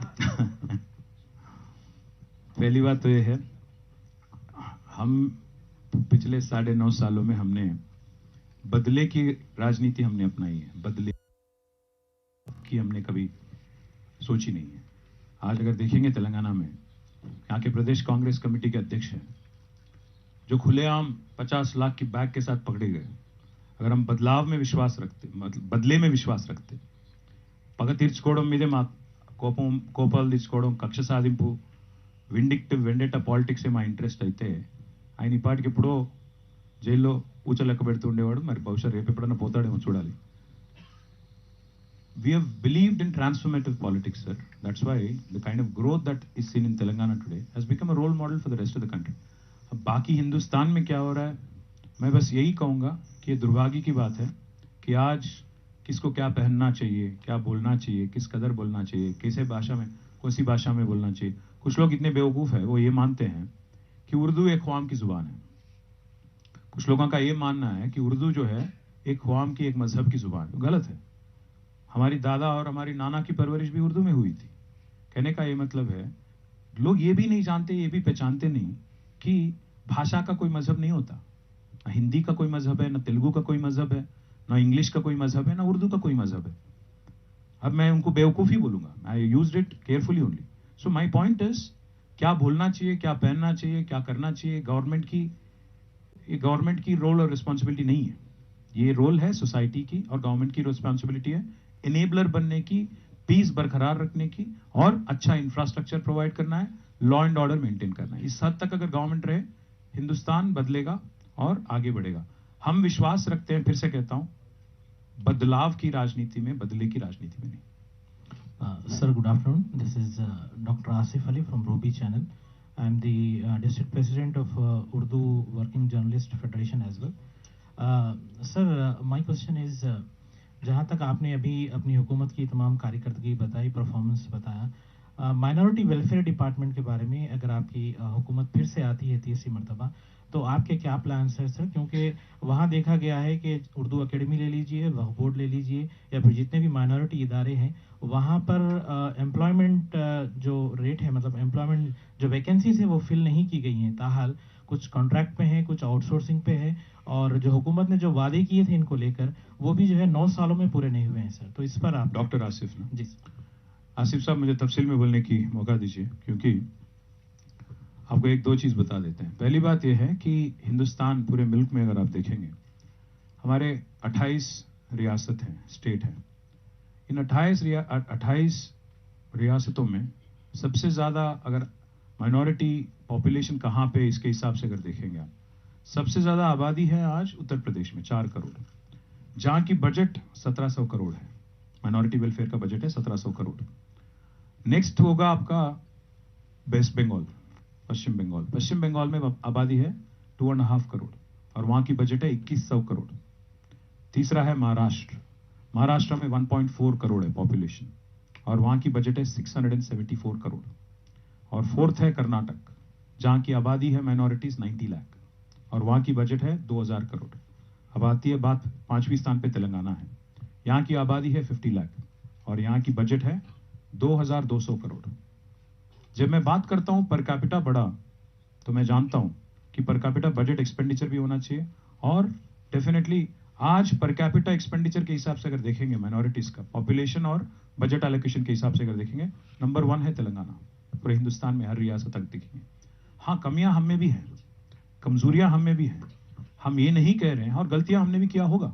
हम ये कभी नहीं कहेंगे कि हम भगवान हैं, हर वो चीज हमने जो किया वो सही है, गलतियां हमने नहीं की। हाँ, कमियां हैं, कमजोरियां हैं, गलतियां भी किया होगा हमने, बट हमारी रवैया देखिए, रीत और रिवाज को आज रेस्पेक्ट करने का एक माहौल देखिए यहाँ पे। आज पूरे हिंदुस्तान में क्या माहौल है, आज तेलंगाना में क्या माहौल है, इसका भी आप एक बार गौर करिए। हाँ, मैं मानता हूं शायद कई जगह रिक्रूटमेंट जहां होना चाहिए था हुआ नहीं, बट जो बजट आज दिया गया, और जो बजट आज ना सिर्फ दिया गया बल्कि उसमें से अगर आप देखेंगे, हमारा अगर एक बार कंपैरिजन भी अगर आप करेंगे, 2004 से 14 तक यहाँ कांग्रेस की गवर्नमेंट थी, 14 से तेलंगाना गवर्नमेंट आई है। 2004 से 14 तक सालीना बजट था माइनॉरिटी वेलफेयर का 300 करोड़, आज तेलंगाना का बजट है सालीना 2200 करोड़, मतलब करीब करीब 7 गुना ज्यादा। कहने का ये मतलब है, और इसमें से सबसे अहम बात यह है, माफी चाहता हूं, लास्ट बजट था 2200, एवरेज अगर ले लेंगे आप सालीना 1000 करोड़। तो इसमें अगर आप तुलना करेंगे, कंपैरिजन अगर करेंगे, फर्क महसूस करना है आपको, मैं आपको एक चीज बताता हूं। 1000 करोड़ जो खर्च किया जाता है माइनॉरिटी वेलफेयर के लिए, उसमें 700 करोड़ खर्च होता है बच्चों पे और तालीम पे। आज टिमरिस के जो स्कूल है, इससे पहले 12 स्कूल थे, हमारे गवर्नमेंट बनने से पहले 12 स्कूल थे माइनॉरिटीज रेजिडेंशियल स्कूल, आज 204 है। हमारे गवर्नमेंट बनने से पहले जूनियर कॉलेज बहुत कम थे उर्दू मीडियम के, आज 204 है। हमारे गवर्नमेंट बनने से पहले 5000 बच्चे पढ़ते थे रेजिडेंशियल स्कूल्स में, आज पढ़ते हैं करीब करीब 1 लाख, जिसमें से आधे बच्चियां हैं। तो हम जो खर्च कर रहे हैं माइनॉरिटी वेलफेयर, वो छोटा रकम नहीं है, पहली बात। और दूसरी बात, और सबसे अहम बात मैं आपको याद दिलाना चाहता हूं, 700 करोड़ खर्च होता है बच्चों की तालीम पे। क्यों दे रहे हैं इतनी बड़ी रकम? क्योंकि हम ये मानते हैं कि गवर्नमेंट का काम है नेक्स्ट जनरेशन को मजबूत करना, नेक्स्ट इलेक्शन के लिए देखभाल नहीं। तो इसीलिए हम इतनी बड़ी रकम दे रहे हैं। और दूसरी बात, आज तेलंगाना एक ही ऐसी रियासत है जहां पे आपको अगर विदेश भी जाना है, बाहर जाना है, पढ़ाई करना है, तो 20 लाख तक का स्कॉलरशिप 3000 माइनॉरिटी बच्चों को दिया गया। 3000, 20-20 लाख का रकम। मौलाना अबुल कलाम आज़ाद के नाम पे ओवरसीज स्कॉलरशिप है, एक ही ऐसी राज है। हाँ, कमियां होंगी, हम जरूर उसका भी रेक्टिफिकेशन करेंगे, और कुछ और भी है तो हम जरूर जिम्मेदारी लेंगे उसकी, और जरूर हम उम्मीद करते हैं कि इस बार चुन के आने के बाद अगर कोई करेक्शन करना है, कोई चीज में अगर रवैया बदलना है, जरूर बदलेंगे। Well, this side, right side. Sir నమస్తే. నమస్తే. నేను నిరుపమ, సుమన్ టీవీ న్యూస్ సీఈఓని. మా ఏదైతే మేనిఫెస్టో ఉందో దాన్ని కాపీ కొట్టి మీరు చేశారు. అభ్యర్థుల్ని ప్రకటించడంలో ఉన్నటువంటి శ్రద్ధ మేనిఫెస్టోని ప్రజలకు ఏం చేస్తారో చెప్పడంలో బీఆర్ఎస్కి లేదు అని చెప్పేసి కాంగ్రెస్ వాళ్ళు అంటున్నారు. మరోవైపు ఏడాదికి 1,00,000 కోట్లు, ఈ 9 ఏళ్లలో 9 లక్షల కోట్లు మేము సెంట్రల్ గవర్నమెంట్ నుంచి ఇచ్చాము, వీళ్ళు ఇంకేంటి చేసింది రాష్ట్రానికి అని చెప్పేసి బీజేపీ నేతలు అంటున్నారు. ఈ సమాధానం రెండు మీరే అడిగితే ఎట్లా? ఒకటి బీజేపీ ఒకరికి వదిలేయాల్సింది, మాకు కొద్దిగా ఎక్కువ బ్యాటింగ్ చేసే టైం దొరికేది. ఇప్పుడు రైతు బంధు ఈ దేశంలో ప్రవేశపెట్టింది ఎవరు? మరి దాన్ని ఎవరు కాపీ కొట్టారు? సింపుల్, రైతు బంధుని పెట్టింది మేము. ఇప్పుడు వాళ్ళ మేనిఫెస్టోలో పెట్టుకున్నారు, కేసీఆర్ గారు 10,000 ఇస్తే మేము 15,000 ఇస్తామని వాళ్ళు పెట్టుకున్నారు. ఎవరిని కాపీ కొట్టారు? అసలు రైతు బంధు అనే ఆలోచన కాంగ్రెస్ పుర్రెలకు వస్తుందా ఎప్పటికైనా? వాళ్ళు ఇంకో 2-3 శతాబ్దాలు బతికినా వాళ్ళకి వచ్చే ఆలోచన అనేది. నేనేమంటున్నా అంటే ప్రజలకు అన్నీ తెలుసు. అల్టిమేట్గా వాళ్ళకి అవకాశం ఇచ్చింది 55 ఏళ్ళు, మాకు ఇచ్చింది 9.5 ఏళ్ళు. సో లిటరలీ మేము వాళ్ళతో పోల్చుకుంటే మరి మేము చేసింది వాళ్ళు చేసింది పోల్చాలి అంటే మాకు కూడా మరొక 40 ఏళ్ళు ఇచ్చి అప్పుడు పోలిస్తే బాగుంటుంది, అంతే కదా. ఇప్పుడు మేము వాళ్ళకి 55 ఏళ్ళు ఇచ్చి మమ్మల్ని 9.5 ఏళ్ళు అయినప్పటికీ ఈ 9.5 ఏళ్లలో మేము చేసింది, మేము వాళ్ళు 55 ఏళ్లలో చేసిన దానికంటే ఎక్కువ చేశామని మేము గణాంకాలతో సహా మేము రుజువు చేస్తాం. అది పర్ క్యాపిటా కావచ్చు, వ్యవసాయ ఉత్పత్తులు కావచ్చు, మీరు ఏ రంగం అన్నా తీసుకోండి. ఏం చేశామో చెప్తున్నాము, భవిష్యత్తులో ఏం చేయబోతున్నామో చెప్తున్నాము. దాంతోపాటు నేను ఇంకొక మాట కూడా మీకు చెప్తా ఉన్నాను. ఇప్పుడే మీకు చెప్పాను, నేను 55-60 ఏళ్లలో ఇక్కడ ఉన్నది 5 మెడికల్ కాలేజీలు, ఈరోజు వచ్చినాయి 33 మెడికల్ కాలేజీలు. ఇది తెలంగాణ ప్రభుత్వం చేసింది కాదా? ఇట్లా మీరు ఏ రంగం అన్నా తీసుకోండి. వాళ్ళు 12 మైనారిటీలకి వాళ్ళు 12 రెసిడెన్షియల్ స్కూల్స్ పెడితే మేము 204కు తీసుకొని పోయాం దాన్ని. సో నక్కకి నాగలోకానికి ఉన్నంత తేడా ఉంది. కాంగ్రెస్కి బీఆర్ఎస్కి నక్కకి నాగలోకానికి ఉన్నంత తేడా ఉంది. కాబట్టి మాతో ఎంత తక్కువ పోల్చుకుంటే వాళ్ళకి అంత మంచిది. ఇక బీజేపీ అంటారా? ఆ పార్టీ గురించి నేను అనేది ఏంటంటే స్ట్రైట్గా ఒకటే చెప్తాను. నేను రూపాయి తెలంగాణ నుంచి తెలంగాణ ప్రజలు పన్నుల రూపంలో కడితే మనకు తిరిగి వచ్చేది 46 పైసలు. ఎవరికి బాకీ ఉన్నారు? తెలంగాణ నుంచి మనం 1 రూపాయి పంపితే గత 9 ఏళ్లలో మనకి వెనక్కి వచ్చింది 46 పైసలు. మిగతా 54 పైసలు ఎక్కడ పోయినాయంటే యోగి ఆదిత్యనాథ్ గారి రాష్ట్రంలో రోడ్లు వేయడానికి, లాలూ ప్రసాద్ గారి రాష్ట్రంలో రోడ్లు వేయడానికి, అశోక్ గెహ్లాట్ రాష్ట్రంలో రోడ్లు వేయడానికి, అక్కడ మన పైసలు అక్కడ ఉపయోగపడతా ఉన్నాయి. ఇది వాస్తవం. ఒక తెలంగాణనే కాదు, today the southern India is the contributing part of this country. 19% జనాభా ఉన్న సౌత్ ఇండియా భారతదేశంలో 36% జీడిపికి దోహదపడుతుంది. సో ఎవరి మీద ఎవరు తింటున్నారు అంటే మోడీ గారు ఆలోచించుకోవాలి, బీజేపీ ఆలోచించుకోవాలి. ఇంకా చాలా ప్రశ్నలు వస్తాయి, వాళ్ళు జవాబు చెప్పలేని పరిస్థితి. కాబట్టి ఈరోజు నేను ఘంటాపదంగా చెప్తాను, తెలంగాణలో ఈసారి భారతీయ జనతా పార్టీ దుస్థితి ఎట్లా ఉంటుంది అంటే, పరిస్థితి కాదు దుస్థితి. లాస్ట్ టైం 105 సీట్లలో డిపాజిట్ కోల్పోయారు, ఈసారి 110 సీట్లలో డిపాజిట్ కోల్పోతారు. మీరు రాసుకోండి. Sir, this side, Abdul Bashir from India Today. No. Please, this side. You either కానియండి. Okay. Equally previous Okay. నా పేరు మధు మల్కేడ్కర్, ఆర్టీవీ. నిన్న బీసీ ముఖ్యమంత్రి అవకాశం కల్పిస్తాం, అధికారం ఇస్తే అనేటువంటిది అమిత్ షా గారు మాట్లాడారు నిన్న తెలంగాణలో. తర్వాత 2 పార్టీలు నిన్న 2 సెకండ్ లిస్టులు విడుదల చేశారు. 2 సెకండ్ లిస్ట్లో ఒక పేరు వచ్చింది కదా. అయితే ఫస్ట్ పాయింట్ ఏంటంటే, భారతీయ జనతా పార్టీది ఇవాళ విచిత్రమైన మానసిక స్థితి.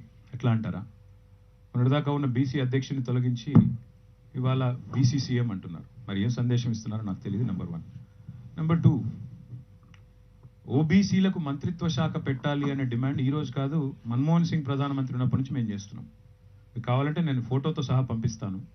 2004 డిసెంబర్ 17 నాడు 2004 డిసెంబర్ 17 నాడు మా ముఖ్యమంత్రి కేసీఆర్ గారు ఆంధ్రప్రదేశ్ రాష్ట్ర బీసీ సంక్షేమ సంఘాన్ని తాను వెంటబెట్టుకొని ప్రధానమంత్రి మన్మోహన్ సింగ్ దగ్గర పోయి గంటన్నర సేపు చెప్పారు, అన్ని రాష్ట్రాల్లో బీసీ వెల్ఫేర్ డిపార్ట్మెంట్ ఉంది, కేంద్రంలో కూడా ఉండాలి, ఓబీసీ వెల్ఫేర్ మినిస్ట్రీ ఉండాలి. 2004 నుంచి మేము డిమాండ్ చేస్తున్నాం. మేము ఆల్రెడీ పంపించాము కూడా, శాసనసభలో తీర్మానం చేసి పంపాము. మా పార్టీ తరఫున కూడా డిమాండ్ చేశాం, మా ప్లీనరీలో కూడా డిమాండ్ చేశాం, పెట్టండి. పెట్టరు. 3వది, బీసీల జనగణన చేయరు. మరి వారికి ఎందుకు మనసు ఒప్పడం లేదో మాకు తెలియదు. మేము సమగ్ర కుటుంబ సర్వే చేసినప్పుడు మా దగ్గర లెక్క ఉంది ఈరోజు, మా దగ్గర సంపూర్ణమైన లెక్క ఉంది రాష్ట్రంలో. We're all for it. అది కూడా చేయరు. ఇవన్నింటికి మించి నేను ఒకటి అడుగుతాను బ్రదర్, నరేంద్ర మోడీ గారు స్వయంగా బీసీ కదా, ఓబీసీ కదా ఆయన కూడా. మరి ఆయన ఓబీసీ అయిన తర్వాత ఈ 9.5 yearsలో ఈ దేశంలోని బీసీల పరిస్థితి అంతా మారిపోయిందా? ఒక వ్యక్తి ముఖ్యమంత్రి అయినంత మాత్రాన, ఒక వ్యక్తి ప్రధానమంత్రి అయినంత మాత్రాన ఆ జాతికి మొత్తం లాభం జరుగుతుంది అనుకోవడం ప్రజాస్వామ్యంలో కరెక్ట్ కాదు. ఇంకోటి, కులం కంటే గుణం ముఖ్యం. కులం కంటే గుణం ఖచ్చితంగా ముఖ్యం. మీరు బీసీ అవ్విండక్కర్లేదు బీసీలకు లాభం చేయడానికి. ఈ దేశంలో మండల్ కమిషన్ సిఫార్సులు పెట్టింది ఎవరు? విశ్వనాథ్ ప్రతాప్ సింగ్ గవర్నమెంట్. ఆయన బీసీ కాదే. కాబట్టి బీసీ సీఎం అయితే బీసీలకు న్యాయం జరుగుతుంది అనుకోవడం కాదు. ఓబీసీ ప్రధానమంత్రి అయ్యారు, దేశం మొత్తంలోని ఓబీసీలకు లాభం అయిందా? రాష్ట్రపతి గారు గిరిజన మహిళ, మొత్తం మీరు దేశంలోని మహిళలందరికీ గిరిజనులందరికీ లాభం జరిగిపోయిందా? ఒక వ్యక్తికి పదవి వచ్చినంత మాత్రాన సంతోషం జరుగుతుంది, నేను కాదనను. సంతోషపడతారు, అవును మావాడు ఉన్నాడు అక్కడ అనుకుంటారు, కాదనట్లేదు నేను. కానీ కులం కంటే గుణం ముఖ్యమని ఎందుకంటున్నా అంటే, ఏ కులమైన ముఖ్యమంత్రిది ఆయన మీకోసం ఏం చేస్తున్నాడు, ఏం పథకాలు తెస్తున్నాడు, ఆ పథకాల ద్వారా ఏం లాభం జరుగుతుంది. ఉదాహరణకు మీకు ఒక ఎగ్జాంపుల్ చెప్తాను. ఈ రాష్ట్రంలో మత్స్యకారులకు, ముదిరాజులు కావచ్చు, గంగపుత్రులు కావచ్చు, 30,000 కోట్ల సంపద సృష్టించింది కేసీఆర్. కేసీఆర్ ప్రభుత్వం వచ్చిన తర్వాత 1,000 కోట్ల రూపాయలు ఫిషరీస్ మీద ఖర్చు పెట్టి 30,000 కోట్ల సంపద సృష్టించింది కేసీఆర్. ఇవాళ number 1 state in inland fisheries in the country Telangana, number 1 state. ఆ మత్స్య సంపద ఎవరికి పోయింది? మొత్తం ఈ రాష్ట్రంలోని ముదిరాజులకు 70% మంది, 30% గంగపుత్రులకే పోయింది కదా. అంటే అందుకే నేనేమంటున్నాడు, పదవి కంటే పథకం, జాతి ఉద్ధరణ. ఇప్పుడు రామ్ మనోహర్ లోహియా గారు, జయప్రకాష్ నారాయణ గారు, వారి కులం ఏందన్నది కాదు కదా, వారు ఏ విలువలకు నిలబడ్డారు, ఏం పని చేశారు, అది చూడాలి కదా.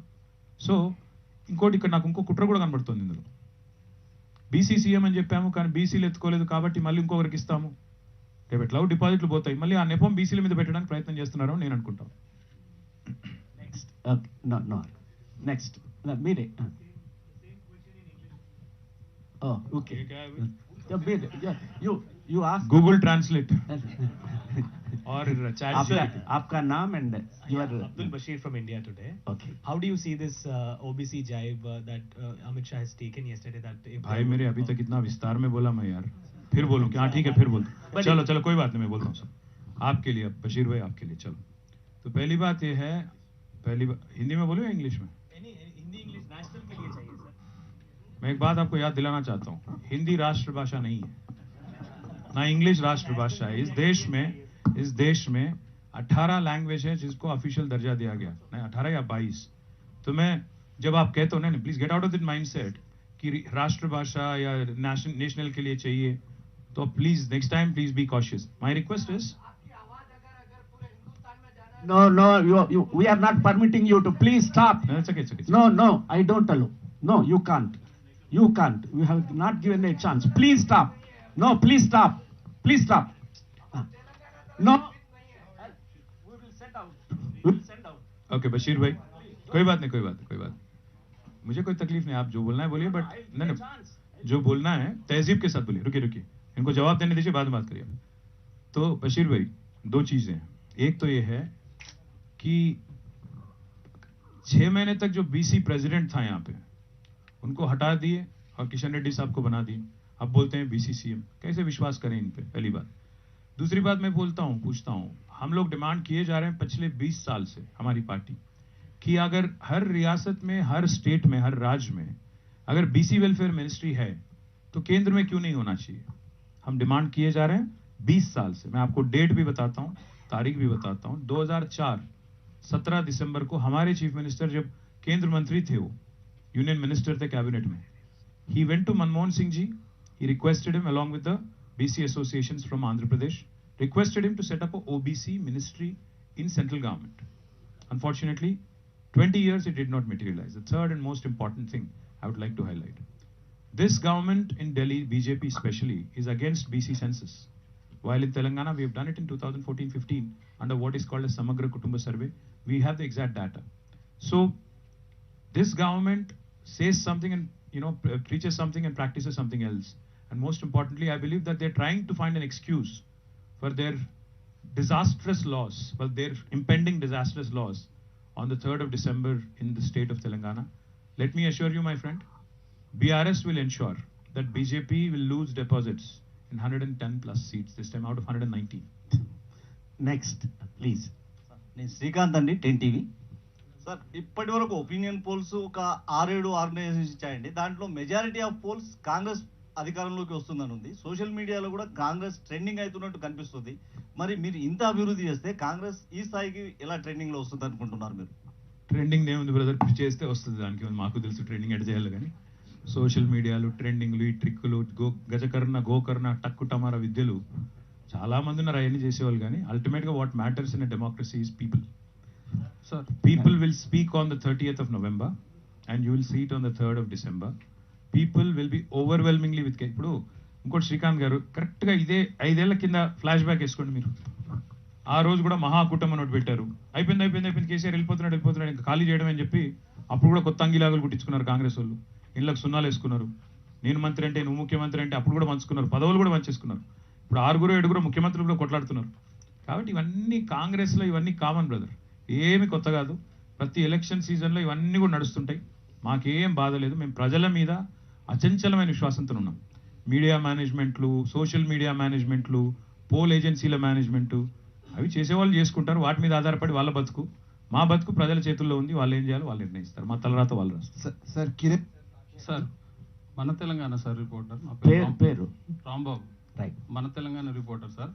అయితే ఇది నా ప్రశ్న కాదు, బయట సొసైటీలో అనుకుంటున్నటువంటి ఈ ప్రశ్నగానే అడగండి. అయితే నేను వేరే వాళ్ళు అడుగుతున్నా. వేరే వాళ్ళ మీద అయితే మన నెట్టొద్దు. తెలంగాణ వచ్చిందే నీళ్లు నిధులు నియామకాలు కదా. ఈ ఫస్ట్ 2 ఓకే. నియామకాల దగ్గరకు వచ్చేసరికి బడుగు బలహీన వర్గాలు, సాంఘిక సంక్షేమ, గవర్నమెంట్ విద్యా సంస్థల్లో చదువుతున్న వాళ్ళు నమ్ముకున్నది ఏంటంటే గవర్నమెంట్ ఉద్యోగాలు. సంపన్నులు ఎలాగో సాఫ్ట్వేర్ సైడ్ పోతారు, అవుట్ ఆఫ్ సైడ్ పోతారు. వీళ్ళు తీవ్ర ఆందోళనలో ఉంది యువత రాష్ట్రంలో. చెప్పినప్పుడు మీరు విన్నట్లు లేరు, మీరు ఫోన్లో బిజీగా ఉన్నట్టున్నారు. కాబట్టి మళ్ళీ సార్ చూసుకోండి. ఈ రాష్ట్ర ప్రభుత్వం 50,000 విజయవంతంగా పూర్తి చేసింది. మరొక 80-90,000 ప్రాసెస్లో ఉన్నాయి. సరే, మీరు అడిగిన ప్రశ్న వెనుక ఉన్న ఓవరాల్గా అర్థాన్ని, భావావేశాన్ని, భావోద్వేగాన్ని అర్థం చేసుకోవాలి. బట్ ఒకటి మాత్రం వాస్తవం బ్రదర్, నేను చెప్పేదాన్ని దయచేసి అపార్థం చేసుకోకండి, వక్రీకరించకండి. ప్రపంచంలోని ఏ ప్రభుత్వమైనా తన దేశంలోని తన రాష్ట్రంలోని మొత్తం యువతకి గవర్నమెంట్ ఉద్యోగాలు ఇచ్చే ప్రభుత్వం ప్రపంచంలో ఎక్కడా లేదు. జనాభాలో 3%, 4% అంతకంటే ఎక్కువ ప్రభుత్వ ఉద్యోగాలు ఉండవు. ఇప్పుడు మీకు ఒక చిన్న ఉదాహరణ చెప్తాను నేను. మొత్తం కేంద్ర ప్రభుత్వంలో ఇంత పెద్ద భారతదేశం, 145 కోట్ల భారతదేశం జనాభా, కేంద్ర ప్రభుత్వం ఉంది. ఒక్కసారి గెస్ చేయండి, కేంద్ర ప్రభుత్వంలో ఎన్ని ఉద్యోగాలు ఉన్నాయో మీకు తెలుసా? 145 కోట్లు కదా భారతదేశం జనాభా. ఎంత ఉండాలి గెస్? ఎంత? 59 లక్షలు. అంటే ఎంత పర్సెంట్? 145 కోట్లలో 59 లక్షలు అంటే ఎంత? 0.4%. ఇది దేశ జనాభా, గవర్నమెంట్ ఉద్యోగాలు కేంద్రంలో. మన రాష్ట్రం తీసుకోండి, 4 కోట్ల జనాభా అనుకోండి. మన రాష్ట్రంలోని మొత్తం ఉద్యోగాల సంఖ్య దాదాపు అన్ని కలుపుకుంటే దాదాపు 8-9 లక్షలు ఉంటాయి. ఓవరాల్గా చూసుకున్నప్పుడు మరి మిగతా వాళ్ళ సంగతి ఏంటి? ఎంప్లాయ్మెంట్. ఎందుకంటే రాష్ట్ర జనాభాలో యువత ఎక్కువగా ఉన్నారు. మరి ఒకటే ఒక ప్రత్యామ్నాయం ఏ ప్రభుత్వానికైనా, ఏ రాష్ట్రానికైనా, ఏ దేశానికైనా ఉండేది ఏంటంటే ప్రైవేట్ సెక్టర్ పెట్టుబడులు ఆహ్వానించడం. మీరు అన్నారు మాట, అది మీ అపోహ తొలగించాల్సిన బాధ్యత మనందరి మీద కూడా ఉంది, మీడియా మీద ఉంది, మా మీద కూడా ఉంది. పిల్లలందరూ గవర్నమెంట్ ఉద్యోగాల వైపే చూస్తున్నారు అని లేదంటే చాలామంది పిల్లలు ఇవాళ తమ జీవన విధానాన్ని మార్చుకోవడానికి, తమ కుటుంబాన్ని ఎలివేట్ చేయడానికి బ్రహ్మాండంగా ఇవాళ రకరకాల రంగాలు ఎంచుకుంటున్నారు. తమ కాళ్ళ మీద తాము నిలబడుతున్నారు. సాఫ్ట్వేర్లో పోతున్నారు, లైఫ్ సైన్సెస్లో పోతున్నారు. ప్రైవేట్ రంగంలో సంపాదన ఎక్కువ, అవకాశాలు ఎక్కువ, గ్రోత్ కూడా ఫాస్ట్. మెరిట్కి పెద్ద పెట్టేస్తారు అక్కడ. కాబట్టి డెఫినెట్గా దూసుకొని పోతున్నారు. మీరు అనుకుంటున్నట్టు లేరు, గవర్నమెంట్ ఉద్యోగాల డిమాండ్ ఉంది, కాదంటలేదు. కానీ at the same time private సెక్టర్లో ఇంకా ఎక్కువ జరుగుతూ ఉంది. ఇవాళ తెలంగాణలో ఒక్క ఫాక్స్కాన్ పరిశ్రమ వస్తే 1,00,000 మందికి ఉద్యోగాలు వస్తాయి దానివల్ల. ఇది తప్పు అంటారా, వద్దంటారా దాన్ని రావడం? నేను అనేదల్లా ప్రభుత్వాల యొక్క విధి, ప్రాథమిక విధి ఖాళీలను పూర్తించడం. దానికి మేము మొన్నటి నుంచి చెప్తా ఉన్నాను. నెక్స్ట్ టర్మ్లో, ఈ టర్మ్లో మా ప్రభుత్వం విధిగా ఎవ్రీ ఇయర్ రిటైర్మెంట్స్, రిక్రూట్మెంట్స్ అదే ఇయర్ చేస్తాం. అంటే అడ్వాన్స్గా జాబ్ క్యాలెండర్ ఇచ్చి ఆ సంవత్సరంలో ఎన్ని రిటైర్మెంట్స్ ఉంటాయి దానికి అనుగుణంగా ఎన్ని రిక్రూట్మెంట్ చేస్తాం, అది కూడా చేస్తాం. రెండో మాట నేను చెప్పేది ఏంటంటే బ్రదర్, భారతదేశంలో నేను ఛాలెంజ్గా చెప్తా ఉన్నది, మాకంటే ఎక్కువ రిక్రూట్మెంట్ చేసిన ప్రభుత్వం ఏదీ లేదు గవర్నమెంట్ సెక్టర్లో. మాకంటే ముందున్న కాంగ్రెస్ ప్రభుత్వం మీరు ఎందుకు ఇనలేదు, మళ్ళీ చెప్తున్నాను అందుకే సావధానంగా. 2004 నుంచి 14 వరకు సంవత్సరానికి 1000 ఉద్యోగాలు ఇస్తే మేము సంవత్సరానికి 13,000 ఉద్యోగాలు ఆల్రెడీ పూర్తి చేశాము. ఇంకో 9,000 ఉద్యోగాలు ప్రాసెస్లో ఉన్నాయి సంవత్సరానికి. నేను చెప్పేది మొత్తం కలిపితే 2,22,000 ఉద్యోగాలు. ఇంతకంటే ఎక్కువ చేసిన వాళ్ళు ఎవరు లేరు. ఇంకొక అపప్రదం మీలో మనసులో అనుమానం కూడా ఉంది. టీఎస్పీఎస్సీలో 30 లక్షల మంది నిరుద్యోగులు రిజిస్టర్ చేసుకున్నారు కాబట్టి 30 లక్షల మంది నిరుద్యోగులు అంటున్నారు. ఆ 30 లక్షల మంది అందరూ ఉద్యోగం లేక రోడ్ల మీద లేరు. ఆ 30 లక్షల మందిలో కూడా మేము గమనించిన లెక్కలు చెప్తున్నాను మీకు. గ్రూప్ 1 పెడితే మొదటిసారి 3.5 లక్షల మంది అపియర్ అయ్యారు. రెండోసారి పెడితే 2,30,000 మంది అప్లై అయ్యారు. గ్రూప్ 2, గ్రూప్ 3, గ్రూప్ 4 మొత్తం కలిపి తీసుకుంటే కూడా అపియర్ అయింది 12.5 లక్షలు. 30 లక్షల నిరుద్యోగులు ఉన్నారనే మాట అవాస్తవం. వాస్తవం ఏంటి అంటే చాలా మంది పిల్లలు ప్రైవేట్ సెక్టర్లో జాబ్ చేసుకుంటూనే గవర్నమెంట్ కూడా రాస్తారు ఉద్యోగాలు. తప్పేం లేదు అందులో. ట్రెండ్ మారింది, ఇదివరకు లాగా లేదు. కాబట్టి దయచేసి మీరు కూడా మీడియా కూడా ఎవరో ప్రతిపక్ష పైన మాట్లాడింది యథాతథంగా మీరు ఆపాదించుకోకుండా అదే విధంగా అన్వయించుకోకుండా మీరు కూడా దయచేసి కొద్దిగా లోతుగా విశ్లేషించాలని. హలో 5-6 మెంబర్స్ ఉన్నారు. వాళ్ళు ఏం అడిగినా చెప్పడానికి రెడీగా ఉన్నారు. సార్ నేను విశాల్, స్వతంత్ర న్యూస్ ఛానల్. సార్ ప్రతిరోజు టీఎస్ఆర్టీసీ ద్వారా దాదాపు 40 లక్షల మంది పైగా ప్రజలు ప్రయాణం చేస్తుంటారు. 2014లో 3,800 బస్సులు ఉంటే హైదరాబాద్లో ఈరోజు 2,800 బస్సులు మాత్రమే ఉన్నాయి. స్వయంగా మీరే 2018 ఎలక్షన్స్లో డిసెంబర్ 2న 3,800 బస్సులు తీసుకొస్తామని ట్విట్టర్ వేదికగా మీరు చెప్పడం జరిగింది. కానీ ఇప్పటివరకు వచ్చింది మాత్రం 65 బస్సులే. అంటే ఇప్పటికీ కూడా స్టూడెంట్స్ అందరూ కూడా ఫుట్బాల్లో వేలాడుతూ వెళ్తూ ఉన్నారు. అందులో ఒక డిగ్రీ స్టూడెంట్, కాలేజ్ స్టూడెంట్ కూడా చనిపోయింది ఫుట్బాల్లో నిలబడి. ఎందుకని ఈ 10 సంవత్సరాలు ప్రజా రవాణా మీద మీరు దృష్టి పెట్టలేదు? ప్రజా రవాణా మీద దృష్టి పెట్టలేదు అనే తప్పు బ్రదర్. మెట్రో పూర్తి చేసిందే మేము. మెట్రో పూర్తి చేసి ఇవాళ ప్రతిరోజు మెట్రోలో 5.5-6 లక్షల మంది ప్రయాణం చేస్తున్నారంటే ప్రజా రవాణా మీద దృష్టి పెట్టకపోతే అది అయ్యేది కాదు. నెంబర్ 1. నెంబర్ 2, ఆర్టీసీ విషయం మీరు చెప్పారు కాబట్టి చెప్తా ఉన్నాను. ఆర్టీసీలో కూడా ఇవాళ ఆధునిక కొత్త వాహనాలు తెస్తున్నాం. దాదాపు 1000 వాహనాలు ఎలక్ట్రిక్ బస్సులు వస్తూ ఉన్నాయి, ప్రాసెస్లో ఉన్నాయి, వస్తూ ఉన్నాయి. తర్వాత 3వ పాయింట్ ఏంటంటే ఆర్టీసీని ఇవాళ ప్రభుత్వంలో విలీనం చేసింది కేసీఆర్ ప్రభుత్వం. దానివల్ల ఏమైంది, ఆర్టీసీ కార్పొరేషన్ మీద జీతభత్యాల వ్యయం తగ్గుతుంది. తద్వారా రేపటి రోజున సమృద్ధిగా కొత్త వాహనాలు కొనడం కానీ వాహనాలు పెంచడానికి కానీ దానికి కూడా వెసులుబాటు కలుగుతుంది. కాబట్టి ఫ్యూచర్లో డెఫినెట్గా మీరు అన్నట్టు కాలుష్య రహిత వాహన కాలుష్యం ఏదైతే ఉంటుందో అది లేకుండా చేయాలనే ఎజెండా నెక్స్ట్ దానిలో పెట్టుకుంటాం. ఇంకా మా అంబిషన్ ఇంకా పెద్దది బ్రదర్. 2040 కల్లా 2040 కల్లా Hyderabad should become a net zero city. 2047 కల్లా భారతదేశానికి స్వాతంత్రానికి 100 ఏళ్ళు నిండే 2047 కల్లా మొత్తం తెలంగాణని నెట్ జీరో అంటే ఏంటి, కార్బన్ ఎమిషన్స్ని బ్యాలెన్స్ చేస్తూ నెట్ జీరో చేస్తూ చేయాలనేది మా అంబిషన్. కాబట్టి ఆ ప్రాసెస్లో టీఎస్ఆర్టీసీ కావచ్చు, ఇతర ఎలక్ట్రిక్ వెహికల్స్ కావచ్చు, వీటన్నిటిని కూడా ప్రమోట్ చేస్తాము నెక్స్ట్ టర్మ్లో. ఎందుకంటే ఈ టర్మ్లో కరోనా కూడా వచ్చి పడింది కొంత, దానివల్ల కూడా మాకు ఆర్థికంగా ఇబ్బంది కలిగింది. సో డెఫినెట్గా ఈ టర్మ్లో దానికి కూడా ప్రయారిటీ ఇస్తాం. Sir Kiran sir, Sakshi TV. No, I am not given chance. No, please. Last one, Majid. Yes, strict officer ఉన్నారు భయ్ నాకు. Majid. See, I am Majid, sir. See, there are 2 questions, sir. One is, since last 9.5 years, Chief Minister Saab is not accessible to common man. There is no Parjar Darbar in all the 2 tenures. One thing. Another thing is, BRS is a national party. Why you are not taking electioning in Rajasthan, Madhya Pradesh and Chhattisgarh? These are 2 questions. Thank you, sir. दूसरा सवाल पहले लेता हूँ sir. पहली बात यह है कि नेशनल पार्टी का मतलब पूरे 28 राज्यों में जाके अगली बार जब भी इलेक्शन आए जाके उसमें घुस के लड़ना नहीं है. हम आराम से जाएंगे. अब बीजेपी आप याद रखिएगा 19 कब था वो, वाजपेयी साहब और जंगारेड्डी दोनों ही थे. कब था वो 84-85 में उनके 2 ही एमपीस थे. आज 303 है. हाँ क्या बोले, नहीं अडवाणी नहीं थे, वाजपेयी थे शायद. जो भी थे दोनों थे, ठीक है, जो भी थे. तो 2 लोग थे, आज 303 है. तो उनको वो सफर तय करने में उनको 40 साल लगे. तो हम भी सब्र से काम करना चाहिए. हम भी कोशिश में लगे हैं. पहली बार तो महाराष्ट्र में जाना चाहते हैं. महाराष्ट्र में हमारा कुछ झंडा लहरा के वहाँ कुछ सीट हासिल करना चाहते हैं. वहाँ तेलंगाना का रिजल्ट वहाँ दिखाएंगे. बोलेंगे कि अगर तेलंगाना में तीसरी बार भी कांग्रेस को, बीजेपी को हराए और इतना अच्छा काम अगर कर रहे हैं तो महाराष्ट्र में अब मौका दीजिए, हम कोशिश करेंगे. फिर बाद में एक के बाद एक तफसील में जाएंगे. दूसरी बात, प्रजा दरबार की आपने बात की. मैं सीधी बात आपसे एक ही पूछता हूँ. आज तेलंगाना का इतना डिसेंट्रलाइजेशन हो गया, कुल मिला के आज देखेंगे अगर आप 12,769 ग्राम पंचायत हैं, 143 म्यूनसिपैलिटीज हैं, 33 जिला है, 33 डिस्ट्रिक्ट्स हैं, और डिवीजन भी, रेवेन्यू डिवीजन भी काफ़ी करीब करीब 80 से ज़्यादा हो गया, और साथ ही साथ मंडल भी काफ़ी है, करीब करीब 570 कुछ हैं। तो एडमिनिस्ट्रेशन में जैसा अभी मैंने बताया, लाखों के तादाद में आज मुलाजिमात हैं, वहाँ पे एम्प्लॉयज़ हैं हर जगह। कॉमन मैन कब आएगा चीफ मिनिस्टर के पास? कब आने की जरूरत पड़ती है उनको? कब? जब ऑल दीज इंस्टीट्यूशंस फेल। अगर मेरा प्रजावाणी में, कलेक्ट्रेट में या तहसील में काम नहीं हो रहा, तब जाके यहाँ आना पड़ता ना। यहाँ पे अगर दिखावे के लिए, पब्लिसिटी स्टंट के लिए कुछ करना है तो हम भी तैयार है, करेंगे। आपको अगर मुतमईन करना है तो करेंगे, बट इंस्टीट्यूशनल कोलैप्स का भी वो एक सिम्टम है। आप देखिएगा, ये बोलने के लिए भी थोड़ा दम चाहिए।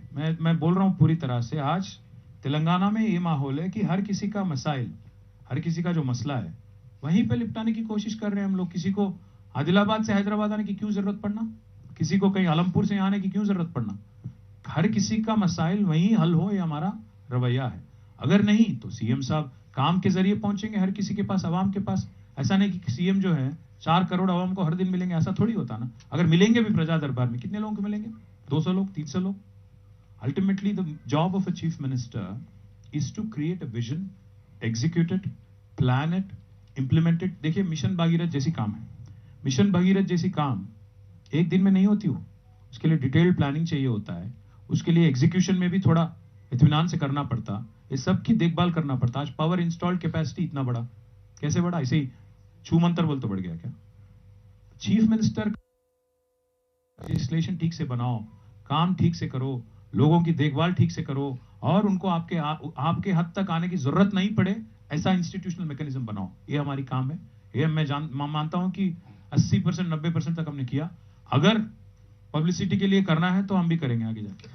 Women journalist. No, Ram, no, I am not allowing. You came last. Senior officer, strict officer ने जितने Amma, no. Ramgaru Surekha. Right side. You. Ramgaru Surekha here. Surekha from? Surekha from India TV. अच्छा, आपसे जानना चाहेंगे कि आप लोगों की तरफ से कहा गया, सरकार की तरफ से वादे जो नहीं दिए थे वो भी पूरे किए गए, लेकिन एक वादा जहां सारे विपक्षी पार्टियां उंगली उठाती है आज भी कि दलित को मुख्यमंत्री बनाएंगे, ये वादा अभी भी ऐसा ही रह गया। एक सवाल में आपने कहा कि यहाँ पर हम लोगों को जाति के आधार पर नहीं, लीडर कौन बन रहा है उसे नहीं देखना चाहिए, उस जाति के लिए क्या किया जा रहा है ये कह रहे हैं। This first question was answered. कोई बात नहीं, let me answer. तो Thank you, Surekha. I think కొద్దిగా ఆన్సర్ తగ్గిస్తే చాలా 5-6 so I'll keep it swift. Problem, sir, is sometimes you can be misquoted, so you have to be speaking at length. So Surekha garu, ఇప్పుడు మీరు అమిత్ షా మాటల్ని ఉటంకించినందుకు ధన్యవాదాలు. నిన్న కూడా ఆయన చెప్పినట్టున్నారు. I'm sorry you feel that way. If that was the way, 2014 కంటే ముందు చెప్పిన మాట వాస్తవం, నేను కాదంటలేదు. కానీ 2018లో 23లో మా నాయకుడు కేసీఆర్ గారే ఆయనే ముఖ్యమంత్రి అవుతారని 18లో పోయాము, గెలిచాము, ప్రజలు ఆశీర్వదించారు. 23లో కూడా మళ్ళీ కేసీఆర్ గారే ముఖ్యమంత్రి అని పోతున్నాము. మాకు విశ్వాసం ప్రజలపైన ఉంది. Yes, we had taken that slogan, we had not implemented it. I agree. But 18లో పోయాము, గెలిచాము. కాబట్టి ఇట్స్ 9 ఏళ్ల కిందటి ఇష్యూ. అంటే ఈ 9.5 ఏళ్లలో కొత్తగా మమ్మల్ని తిట్టడానికి ఇష్యూస్ లేకపోతే 9.5 ఏళ్ల 10 ఏళ్ల కిందటి ఇష్యూ తీసుకుంటారు అనుకోవాలి. సరే, అది వాళ్ళ విఘ్నతకు వదిలేద్దాం. ఇక రెండో క్వశ్చన్ నాకు తెలిసినంత వరకు ఇందులోనే ఆన్సర్ ఉందని నేను అనుకుంటున్నా. థ్యాంక్ యూ సార్ నమస్తే, నేను Mahender Reddy, Raj news sir. I'm blocks to Gandipet. So 111 అంశం ఒకటి 69 తీసుకొచ్చారు, మంచి ఇన్ఫ్రాస్ట్రక్చర్ పెరుగుతుంది, దీంట్లో అభినందన సార్. 69 ఇంప్లిమెంటేషన్ అనేది కొంచెం ఆలస్యం అవుతున్నట్టుంది ఈ మధ్య కాలంలో. కోర్టులో ఉంది బ్రదర్, హైకోర్టులో పిటిషన్ ఉంది, కాబట్టి దాని వల్ల కొంత జాప్యం. ప్రైవేట్ విద్యార్థులకు అరకట్టాల్సిన అవసరం ఉందా? అస్సలు स्ट्रिक्ट ऑफिसर। सर नमस्ते सर, मेरा नाम सैयद गौस मुहिद्दीन है सर। मैं IND टुडे से ताल्लुक़ रखता हूं और Telangana state Urdu working journalist federation का जो है जनरल सेक्रेटरी भी हूं सर। ठीक है सर, आपने जैसा अभी कहा कि आपने लंबी लिस्ट सुनाई कि आपकी कामयाबी है। केसीआर साहब हमारे अपने हैं बोल के पब्लिक ने वोट किया था और कुछ हद तक आपने अच्छा भी काम किया है, मगर उर्दू के ताल्लुक से सेकेंड लैंग्वेज डिक्लेयर करे साहब, मगर उर्दू में काम बराबर नहीं हो रहा है। कभी कभी ऐसा होता है कि आपके पास से भी उर्दू में प्रश्न नोट्स नहीं आते। अनफॉर्चुनेटली गौस भाई, अनफॉर्चुनेटली मैं भी पढ़ नहीं पाता, उर्दू लिख नहीं पाता। I am not arguing sir. तो गौस भाई नहीं समझ गया मैं आपकी सवाल समझ गया। क्वेश्चन कंप्लीट नहीं किया। I have not completed my question sir. time for this. There are several people. ठीक Please, है please. तो एक तो वो चीज था सर, और दूसरी चीज No. There are people. Okay are sir taking- I ठीक है, know. राइट अवे स्टेट में asking sir, please sir. Sir दूसरी चीज के माइनॉरिटीज को आपने हमेशा सपोर्ट करते हैं, मुझे दावा करते हैं, मगर लेजिस्लेचर में उनको बराबर उसका हक नहीं दिया जाता है। और तीसरी चीज सर के केसीआर को आप लोगों को बीआरएस पार्टी की तरफ से ये बोलना क्यों जरूरी समझ रहे हैं sir? I request the guest only one answer. Please hand KCR over the को ही mic. सीएम No, क्यों no, बोलना no. जा रहा है sir? You are last चिवरकी.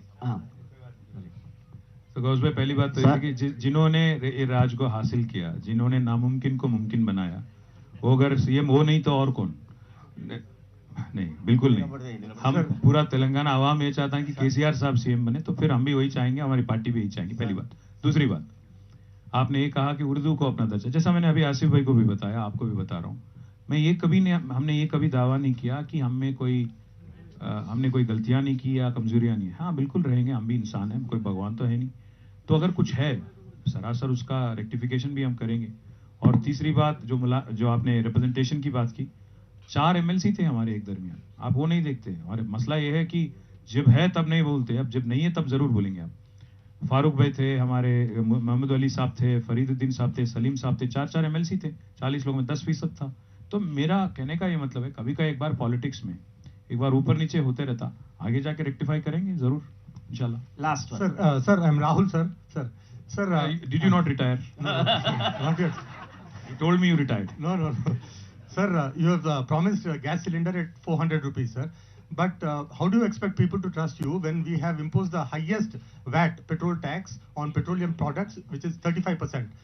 All other states, including Karnataka, Kerala, Delhi, Assam, and Madhya Pradesh, all their VAT taxes are below 35%. Sir, one. No, Rahul. One question. 35% is double the excise duty levied by Right. central Okay, thank you. central Right. central government. किसके लिए काम कर रहे हो? कांग्रेस? क्या बात? Rahul works for Congress. Anyway, Last woman దగ్గరికి పోన్నాను. अरे let me answer, no? Let me answer. Sir, that's what KCR garu thinks. I don't think so. The thing is, అరే చాలా మంది అట్లా అనుకుంటారు భయ్, ఏం చేద్దాం. రాహుల్ గారు, సింగిల్ హ్యాండెడ్లీ నేను ఒక సింపుల్ క్వశ్చన్ అడుగుతాను. రాహుల్ గారు, దయచేసి దీన్ని మీరు ఆన్సర్ చెప్పండి, ఇక్కడ ఉన్న వాళ్ళు కూడా ఆలోచించండి. 2014లో క్రూడ్ ఆయిల్ ధర, బ్యారెల్ క్రూడ్ ఆయిల్ ధర $95 2014లో. 2023లో యాజ్ వీ స్పీక్ ఈ రోజు కూడా క్రూడ్ ఆయిల్ బ్యారెల్ ధర దాదాపు కొద్దిగా కుడి ఎడమ అదే రేటు ఉంది, $94-95 ఉంది. మీరు అన్నారు కదా 35% 34% అని, మేము రౌండ్ ఆఫ్ చేసాము తప్ప 1% కూడా మేము పెంచలేదు. ఒక మాట వినండి, మీరు డోంట్ ఆర్గ్యూ, వినండి. నేను చెప్పేది తప్పైతే మీరు చూసుకోండి, అది it's your headache not mind. 34-35% అయితే అంటున్నారో, మా గవర్నమెంట్ వచ్చిన తర్వాత we have not increased it at all, we have just rounded it of. Number 1. ఏం పెరిగింది మరి? ₹70 పెట్రోల్ 115 ఎందుకు అయింది? ₹65 డీజిల్ ₹100 ఎందుకు అయింది? మేము మా వ్యాట్ పెంచలేదు, క్రూడ్ ఆయిల్ ధర పెరగలేదు, ఏం మారింది? Only one thing has changed.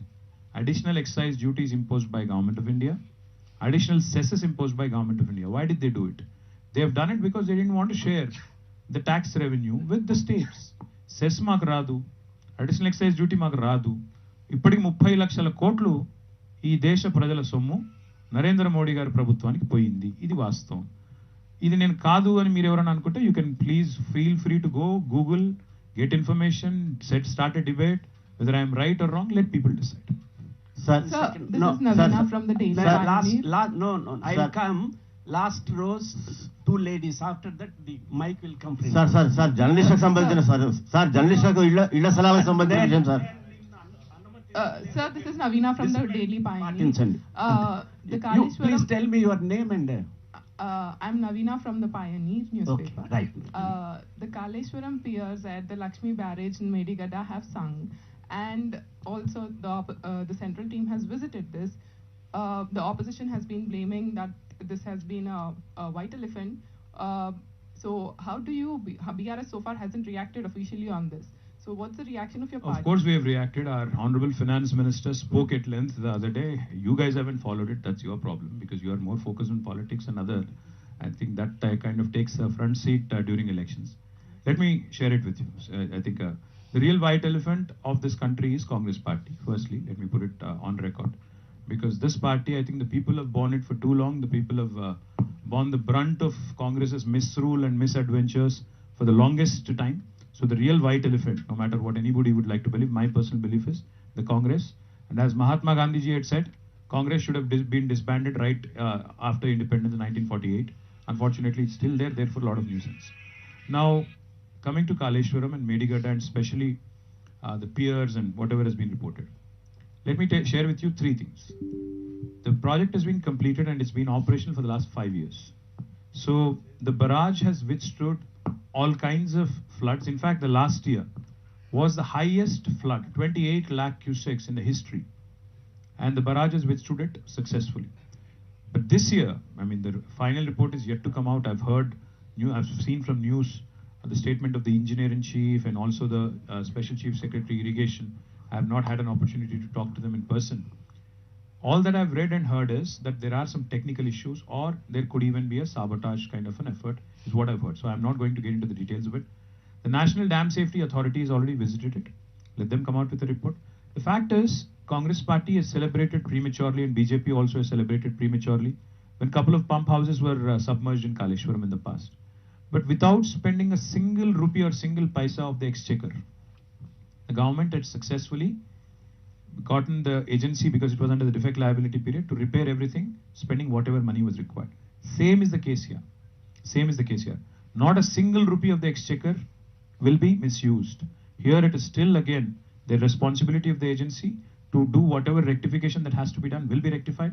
Not a single paisa burden on the exchequer. Telugulo ఒక్క నిమిషం చెప్పండి, ఇది ఇంపార్టెంట్. ఈ మేడిగడ్డలో జరిగిన సంఘటన ఏదైతే ఉందో దానికి సంబంధించి మీరు పత్రికల్లో ప్రతిపక్షాలు మాట్లాడుతూ మాత్రం ఎంత చూస్తూ ఉన్నారు. 5 ఏళ్ళు అయిందండి ప్రాజెక్ట్ పూర్తయి. లక్షల ఎకరాలకు ఇప్పటికే నీళ్ళు వచ్చినాయి, పంటలు పండుతున్నాయి, బ్రహ్మాండంగా ఇవాళ ధాన్యం ఉత్పత్తులు, వ్యవసాయ ఉత్పత్తులు ఇబ్బడిగా పెరుగుతున్నాయి, టైలెండ్ ప్రాంతాలకు నీళ్ళు వస్తున్నాయి, కోదాడ దాకా ఎన్నో ఘనతలు ఉన్నాయి. వాటి జోలికి నేను పోనీ కాదు, అవన్నీ మీకు చరిత్ర చరణం. కాకపోతే ప్రతిపక్షాలకు ఒక అలవాటుగా మారిపోయింది.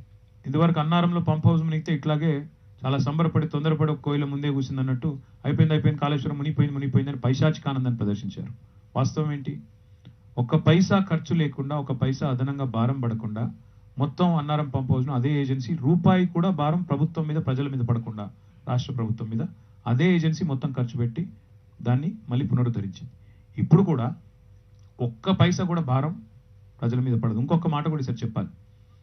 గత సంవత్సరం ఇన్ఫాక్ట్ 5 ఏళ్ళైంది ప్రాజెక్ట్ పూర్తయి, ఆ బరాజ్ కంప్లీట్ అయ్యి 5 ఏళ్లలో last year 28 lakh cusecs flood వస్తే కూడా తట్టుకొని నిలబడ్డది ఆ బరాజ్. ఈసారి ఏదో చిన్న లోపం ఏదో జరిగినట్టుంది. ఆ లోపం చిన్నదా పెద్దదా నేను చెప్పలేను, బట్ లోపం ఏంటి అనేది national dam safety authority already వచ్చింది, ఎగ్జామిన్ చేసింది, వాళ్ళు రిపోర్ట్ ఇస్తారు. లోపం ఏదైనా ఒక పైసా కూడా ప్రజల ధనం వృధా కాదు. మళ్ళీ ఆ ఏజెన్సీయే మొత్తం పునరుద్ధరిస్తుంది. ఒక పైసా కూడా తెలంగాణ ప్రజల మీద, తెలంగాణ ప్రజల పన్నుల మీద భారం పడదు. ఇది దయచేసి అర్థం చేసుకోండి. మూడవది, ఇవాళ టైలెండ్ ప్రాంతాలకు నీళ్ళు వస్తున్నాయి కాళేశ్వరం ద్వారా. ఇట్లాంటి ప్రాజెక్ట్ని మలైన్ చేయడం, మన ప్రాజెక్టును మనమే చిన్నగా చేసుకోవడం, మన పనితీరును, మన రాష్ట్రాన్ని మనమే చిన్నగా చేసుకోవడం, ప్రతిపక్షాలు అన్నప్పుడు విమర్శలు చేయాలి, తప్పేం లేదు. కానీ ఈ రకంగా కేవలం ఎలక్షన్లు ఉన్నాయి కాబట్టి బట్టగాల్చి మీదేసి ఏదో ఒకటి చేసైనా ప్రభుత్వాన్ని బదనాం చేద్దాం అనుకుంటే అది ప్రజల ఆస్తి. అల్టిమేట్గా రాష్ట్ర ఆస్తి, జాతీయ సంపద కాపాడుకోవాలి. నెక్స్ట్ కేటీఆర్ గారు, నా పేరు అజిత అండి, మహా న్యూస్ నుంచి. మీరు స్టార్టింగ్ లో సమ్మిళిత అభివృద్ధి అన్నారు. కేసీఆర్ గారు కూడా పదే ఇదే పదం యాక్చువల్ గా వాడుతూ ఉన్నారు కదా. కానీ తెలంగాణ సమాజంలో మనం తెలంగాణ సాయుధ పోరాటం నుంచి నిన్నటి వరకు జరిగిన ఉద్యమంలో ఫోర్ ఫ్రంట్ లో మహిళలు ఉన్నారు, సగభాగం మహిళలు ఉన్నారు. కానీ ఈ అభివృద్ధిలో మీరు ఇచ్చిన టికెట్ల లిస్ట్ లో కనీసం 10% మహిళలు లేరు, గవర్నెన్స్ లో లేరు, అడ్మినిస్ట్రేషన్ లో లేరు, పార్టీ పదవుల్లో లేరు. నెక్స్ట్ టైం అన్నా దీన్ని ఏమన్నా కన్సిడర్ చేస్తారు? ఇంకొక మాట కూడా చెప్పాలి అజిత గారు. తెలంగాణ మైక్ తీసుకుని ముందుకు రాను. ప్రభుత్వం వైపు నుంచి మొట్టమొదటిగా, ఎందుకంటే మా పార్టీలోనే కాదు ఏ పార్టీలో లేరు. ఇప్పుడు మీరు చెప్పిన నెంబర్లు ఏ పార్టీలో లేవు. కొన్ని మమ్మల్ని ఒక్కరే నిందిద్దామంటే ఛాన్స్ లేదు. నిందిస్తే మొత్తం ఈ రాజకీయ వ్యవస్థను నిందించాలి, అన్ని పార్టీలు నిందించాలి. నెంబర్ 1. మాకంటే మనం వేరే వాళ్ళు చాలా ఎక్కువ ఇచ్చారు, మేము చాలా తక్కువ ఇచ్చామనడానికి లేదు. వ్యత్యాసం పెద్దగా ఏం లేదు. సో మీరు చేసిన విమర్శ అందరికీ వర్తిస్తుందని నేను అనుకుంటున్నాను. నా తర్వాత ఇక్కడ కూర్చోబోయే అతిథులకు కూడా ఇదే ప్రశ్న అడగాలని చెప్పి కూడా నేను సూచిస్తున్నాను. నెంబర్ 1. రెండోది, మహిళా రిజర్వేషన్ బిల్లు కోసం పోరాటం చేసింది మేము అందరికంటే ముందు శాసనసభలో తీర్మానం చేసింది మేము, ఈ రోజు కాదు 8 ఏళ్ల కిందట తీర్మానం చేసింది మేము. మళ్ళీ మొన్న కూడా పార్లమెంట్లో గట్టిగా నిలబడి వాళ్ళు బిల్లు పెట్టకముందే స్పెషల్ సెషన్లో 3 రోజుల నుంచి పోరాటం చేసింది మేము. మహిళా రిజర్వేషన్ బిల్లు ఎట్లాగో వస్తే డెఫినెట్గా అందరికీ వస్తుంది అవకాశం. దాంతోపాటు మహిళా రిజర్వేషన్ని చట్టసభల్లో, మా పరిధి కాదు చట్టసభ, స్థానిక సంస్థల్లో 50% చేసింది కేసీఆర్. జెడ్పీటీసీల్లో, జిల్లా పరిషత్లో, మున్సిపాలిటీల్లో, గ్రామీణ వ్యవస్థలో చేసింది కేసీఆర్ గారు. వ్యవసాయ మార్కెట్ కమిటీల్లో మహిళలకు రిజర్వేషన్ తెచ్చింది కేసీఆర్ గారు. ఈ అన్నింటికి మించి ఇందాక ఒక మాట చెప్పడం మర్చిపోయాను, బీసీసీఎం అని వాళ్ళు అన్నప్పుడు. మొన్న మేము ఇంకో డిమాండ్ కూడా చేశాం, మహిళా రిజర్వేషన్ బిల్లులో ఓబీసీలకు కూడా మీరు ఇవ్వండి అవకాశం అని చెప్పాం. అది కూడా చేయలేదు బీజేపీ. వాళ్ళు వచ్చి బీసీసీఎం అంటున్నారు, ఓబీసీ మహిళలకు కూడా వాళ్ళు న్యాయం చేయలేదు. సో అల్టిమేట్గా నేను అనేది ఏంటంటే, ఎస్ ఇవాళ అన్ని పార్టీలతో పాటు మా పార్టీలో కూడా ప్రాతినిధ్యం తక్కువ ఉంది. భవిష్యత్తులో ఎట్లాగూ మీదే రాజ్యం, అప్పుడు మేమందరం ఇంటికి పోవాల్సి వస్తే పోతాం. Next, this is Balu Pulipakka from Deccan Chronicle. You had mentioned in passing in one of your responses about social media trending and so on and so forth. During a campaign, how do you see the role of social media? Do you really think how important is it for BRS in terms of reaching out to the people? Thank you. I think most important job social media can do is present facts to the people. There's a lot of misinformation. There's a lot of fake news propaganda, and our opponents are experts, have become experts in that, especially the BJP. They are like a fake news factory. They produce so much fake news, and WhatsApp has been their favorite university. So therefore, definitely the most important aspect, if you ask me, is to give out the right information, to give out the right messaging to the people without any distortions and without any misinformation. As far as that is concerned, it's extremely important.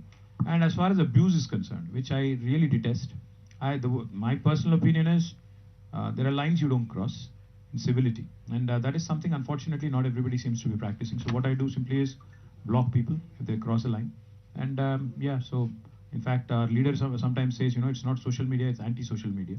So sometimes it becomes treacherous, it becomes a bit difficult, but most important thing is to weed out fake news, weed out misinformation. I think that's the primary job. I am disappointing almost 10-12 people. But last question, already exceeded the time. మంత్రి గారు నమస్తే, నా పేరు పద్మరాజు, నవ Telangana sir. ప్రతిపక్షాలు చేరికలు తెచ్చుకున్నాయంటే వాళ్ళు అధికారంలో రావడం కోసం చేశారు అనుకోవచ్చు, కానీ మీరు చెప్పిన ప్రకారం ప్రభుత్వ పథకాలు బాగున్నాయి, ప్రభుత్వం బలంగా ఉందని చెప్తున్నారు, కానీ చేరికలు మీ పార్టీలో కూడా విపరీతంగా అన్ని పార్టీ నుంచి చేర్చుకుంటున్నారు. ఇది కారణం ఏంటి బీఆర్ఎస్ వర్కింగ్ ప్రెసిడెంట్ గా? రెండోది, జాతీయ పార్టీగా మార్చిన తర్వాత రెండు ఉంటే ఇంకా చాలా మంది ఉన్నారు. అయిపోయింది, మీదే లాస్ట్ క్వశ్చన్. Okay sir. చేరికలు ఎందుకు అంటారా?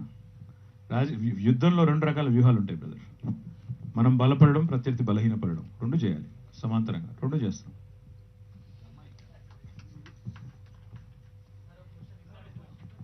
ఫ్రెండ్స్, మనము 1 hour అనుకున్నాము, వారు 30 minutes తీసుకున్నారు. క్వశ్చన్స్ ఇంకా నేను లెక్కేస్తే 80 ఉన్నారు. టైం ఎక్సీడ్ అవుతుంది, అది మంచిది కాదు, మన ప్రోగ్రామ్కు మంచిది కాదు.